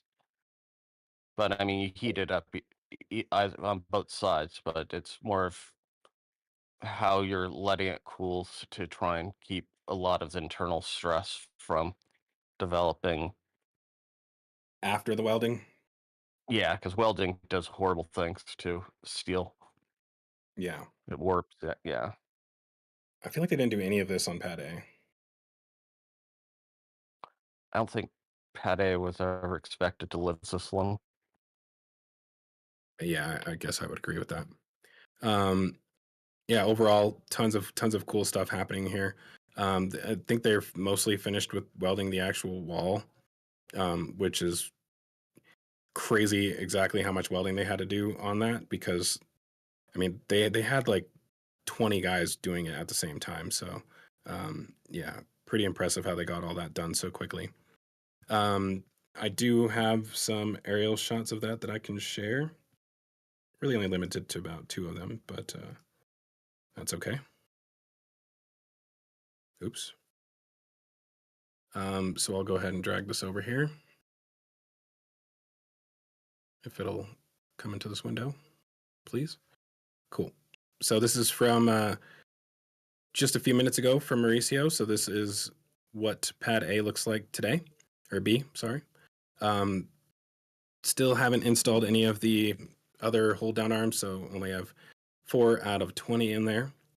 But you can see both manifolds right here, they have basically closed the gap in between the manifold and the plate down here, but you can still see the gap down on this side, as I mentioned earlier. And another thing they have going on over here is they're drilling CFA piles on either side of the trench. So you can't really see them. There's a few sticking out. I think that's one right there. Yeah. Like I think you can see probably only 2 of them, 2 or 3. But they're gonna probably extend those out quite a distance. Oh, there's another one. So they got a lot of work to do on that, and basically that it kind of explains what's been going on with the edge right here, which we kind of assumed something like this was going to happen. But they're going to have a slab that extends out right here, but you don't want that to be separate from the actual trench, because basically pressure differential will when the exhaust flow is coming out of here, could actually lift this concrete slab up. So they're tying it in. They're basically putting all these CFA piles in order to anchor it, and then they'll tie it directly into the actual sloped part of the trench. So quite a bit of work left to do on that. I don't know how many they've done on this side. They're a bit difficult to see on this edge. Trying to see what other details we can kind of make out from here. What is this huge box? Is that like? They lifted it in, and I have no idea yet. On the left side, there's a hole going down a level, but that flange is kind of, I'm not sure what that is. Very curious. But the other QD should go somewhere in here. There's penetration through the floor right here, so some stuff. I mean, that's weird though, because these are the methane side coming up already, right? Through there. So that's a lock side. Oh, sorry. Yeah, the lock side. Yeah, because they already cut the hole. It looks like this one. No, it's the center. Talking about here. Yeah, that looks like scaffolding. Yeah, curious. It's amazing how much stuff is hidden from this view. Like if you look at it from the side, there's so much to see, but from up here, next to nothing. You can see some of the hydraulic lines up top, but that's pretty much it. Another thing they got to do here shortly, which I don't know if they've started, because we potentially could have missed it, but they do have. Oh, there's some of the water lines right there. I think. Wow, I just zoomed in so much. Yeah, there they are. Yeah. So they got to extend those water lines down to here. I have some ideas of how that's going to work, but I'll hold those off for now. Not a ton else that we can make out from this angle currently. Anything else you're noticing, Alex? No, it's unfortunate where that crane happens to be. Yep. We do have another shot just looking at the water farm. Stand. What was that? Did we lose you there, Alex? Hold on. Hold on 1 second. My phone's ringing. Oh, okay, cool. I'll just bring this up in the then. So we do have some views of the water farm, which we've been waiting forever for. And this is really hard on the browser to control the zoom level. I'm going to try that one more time. Uh-oh. Cool.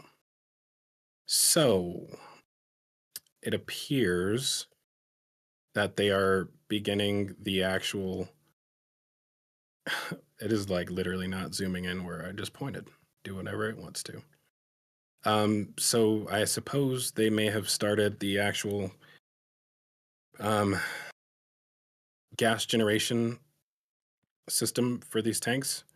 So Yes. we can see a little manifold that basically comes down and then up here. And I'm curious. I am starting to think Alex may be right about this as far as injecting nitrogen straight into the tanks, but these pipes are too big for that, though.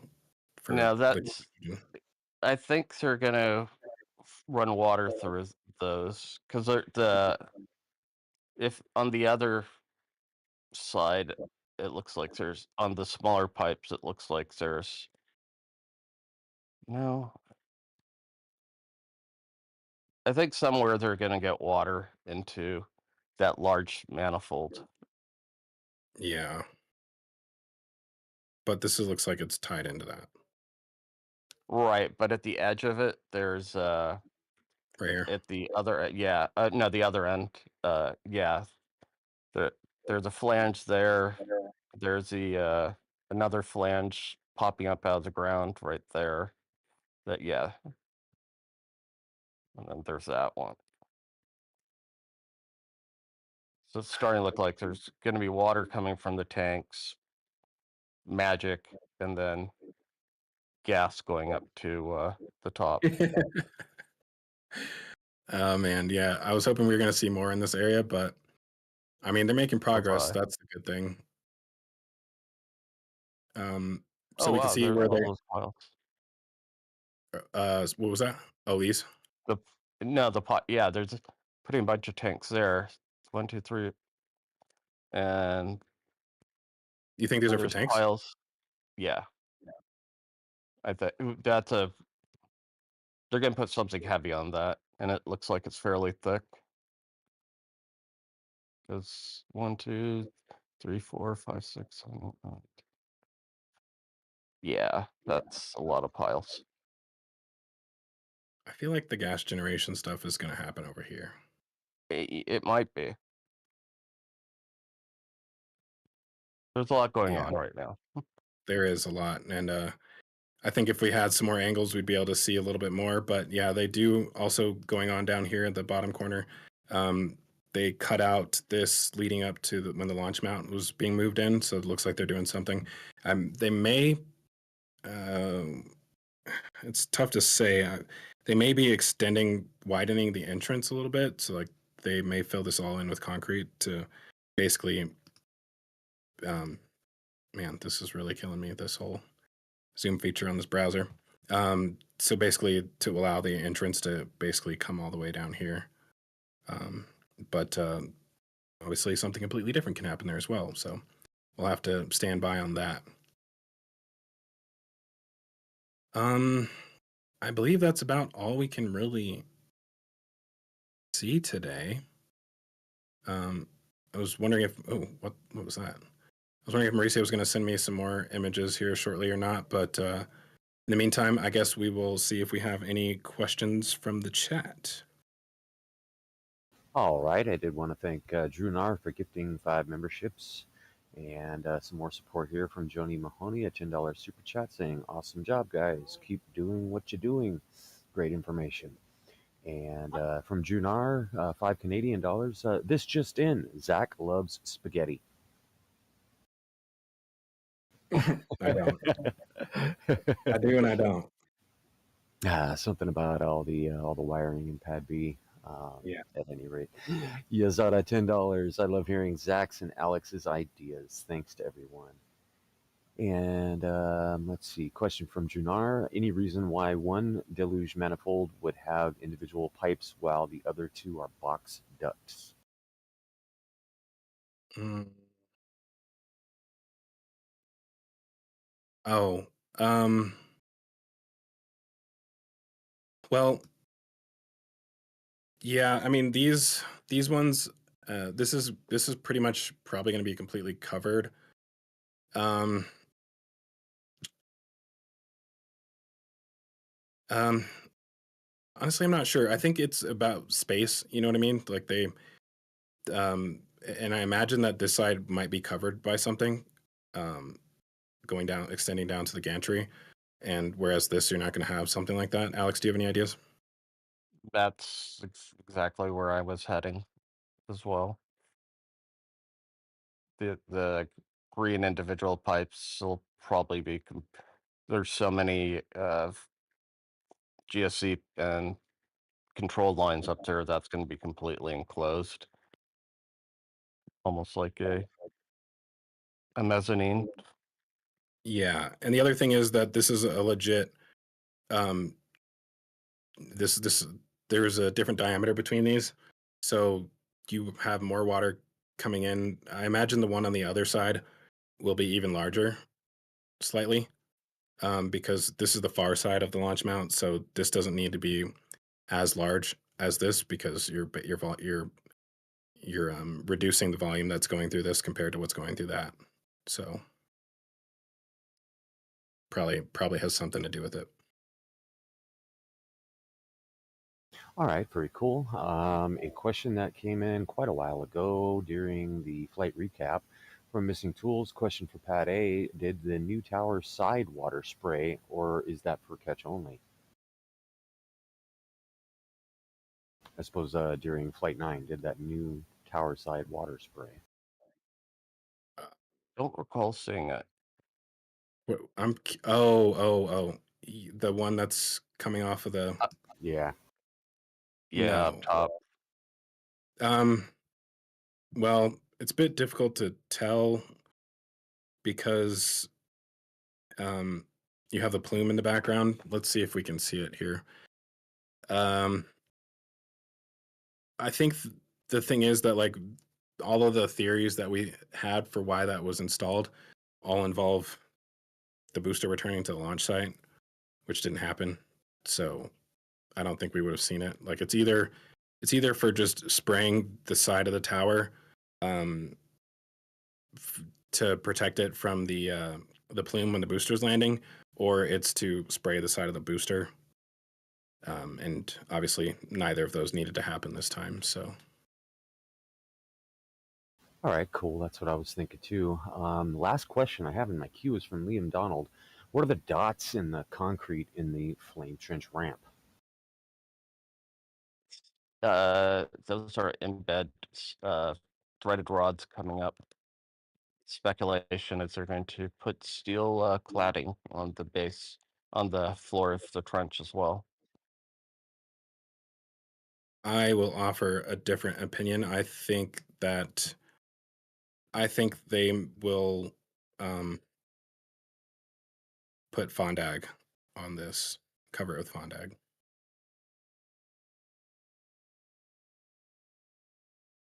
Like we may see a whole bunch of rebar go on down onto here and then cover it with fondag. But yeah, could be steel as well too. Yeah, That would be either of them interesting. are likely. Yeah. Got another shot of Pad A I can show here just from the aerial point of view from images I just got as Mauricio is sending them in to me. So. Oh, wow.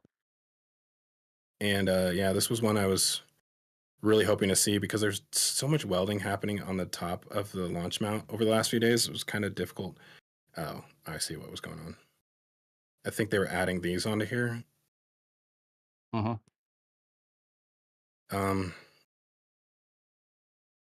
wonder if that's a sign of them replacing clamps, or if that's just for the tester, the clamp, the testing jig that they put up here.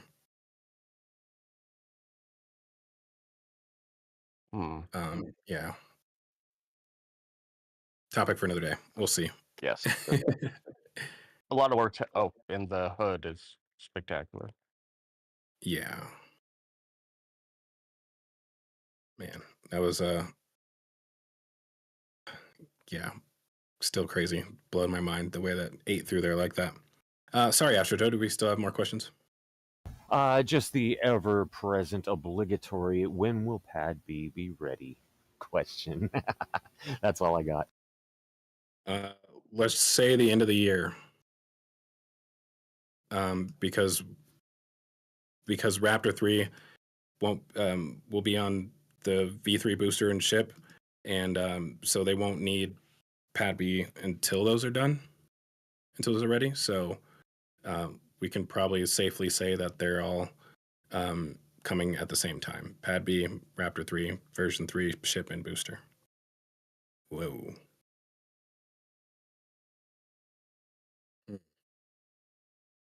Okay. Yeah. Anyways, was that the last question? Yeah, that's all I got for us, buddy. Cool. Well, thank you everybody for joining us today. As I mentioned before, we will be going over these images in the RGV Discord channel. So it is free to join the RGV Discord. Show and Tell is not is a you don't have to be a patron for those, right? No, you do for show and tell. Show and Tell is members. Okay. Yeah. So if you do want to go through those images with us in the Show and Tell channel in the RGV server, if you guys are members, you should have access to that. If you're whether a member on Patreon or YouTube, you will have access to that. Or if you've like received a gifted membership, I don't think we had a bunch of gifted memberships today, but yeah. So you guys should be able to come check that out with us. I'm not sure exactly what time it'll be. Typically, it's around like 6 p.m. Central Time, somewhere between 6 and 7. So a few hours from now, probably about 3 hours if I had to guess. But yeah, we will go through those then. So definitely join us if you would like to check those out. In the meantime, thank you to everybody for sticking with us. It was quite a lot of jumping around and talking about a whole bunch of different things today. So yeah, that is kind of what we do in the show and tell more than anything, because we just have more time in general there. I usually like to be a little bit more structured during the shows and kind of stick to a little bit more of a script, I guess, in some ways, even though it's not scripted. But yeah, like I said, join us there. Thank you to everybody for watching the show. Thank you to Alex for being on the stream with me today, and Astro Joe for handling all the questions and donations. Obviously to Mauricio for getting us some flyover images and all of these ground shots, since we kind of had to push out the flyover a little bit. So shout out to him for getting out there and doing these ground images. We also did have ground images from last week as well too. So if you are members and wanted to check those out, there were a set of ground images last week. So be sure to check those out if you remember.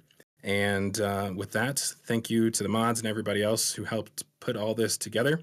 And with that, I will pass this off to Alex, and I'll see you all on the next show.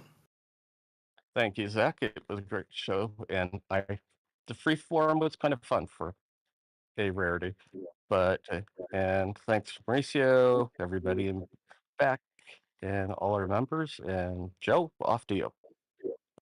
All right, yeah, I'll echo those sentiments. Don't need to repeat myself and yourselves, but thank you, Zach and Alex. Always fun sharing the stream with you.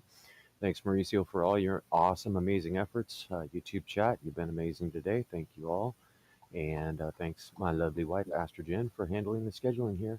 And we'll see you all at Show and Tell a little bit later. Mauricio said about 6:45 Central Time. Oh yeah, make sure you guys hit the like button if you haven't already. We forgot to mention that. That's right. Definitely hit that thumbs up, please. All right. Most engines cut off. Hot staging confirmed. Love you. Bye.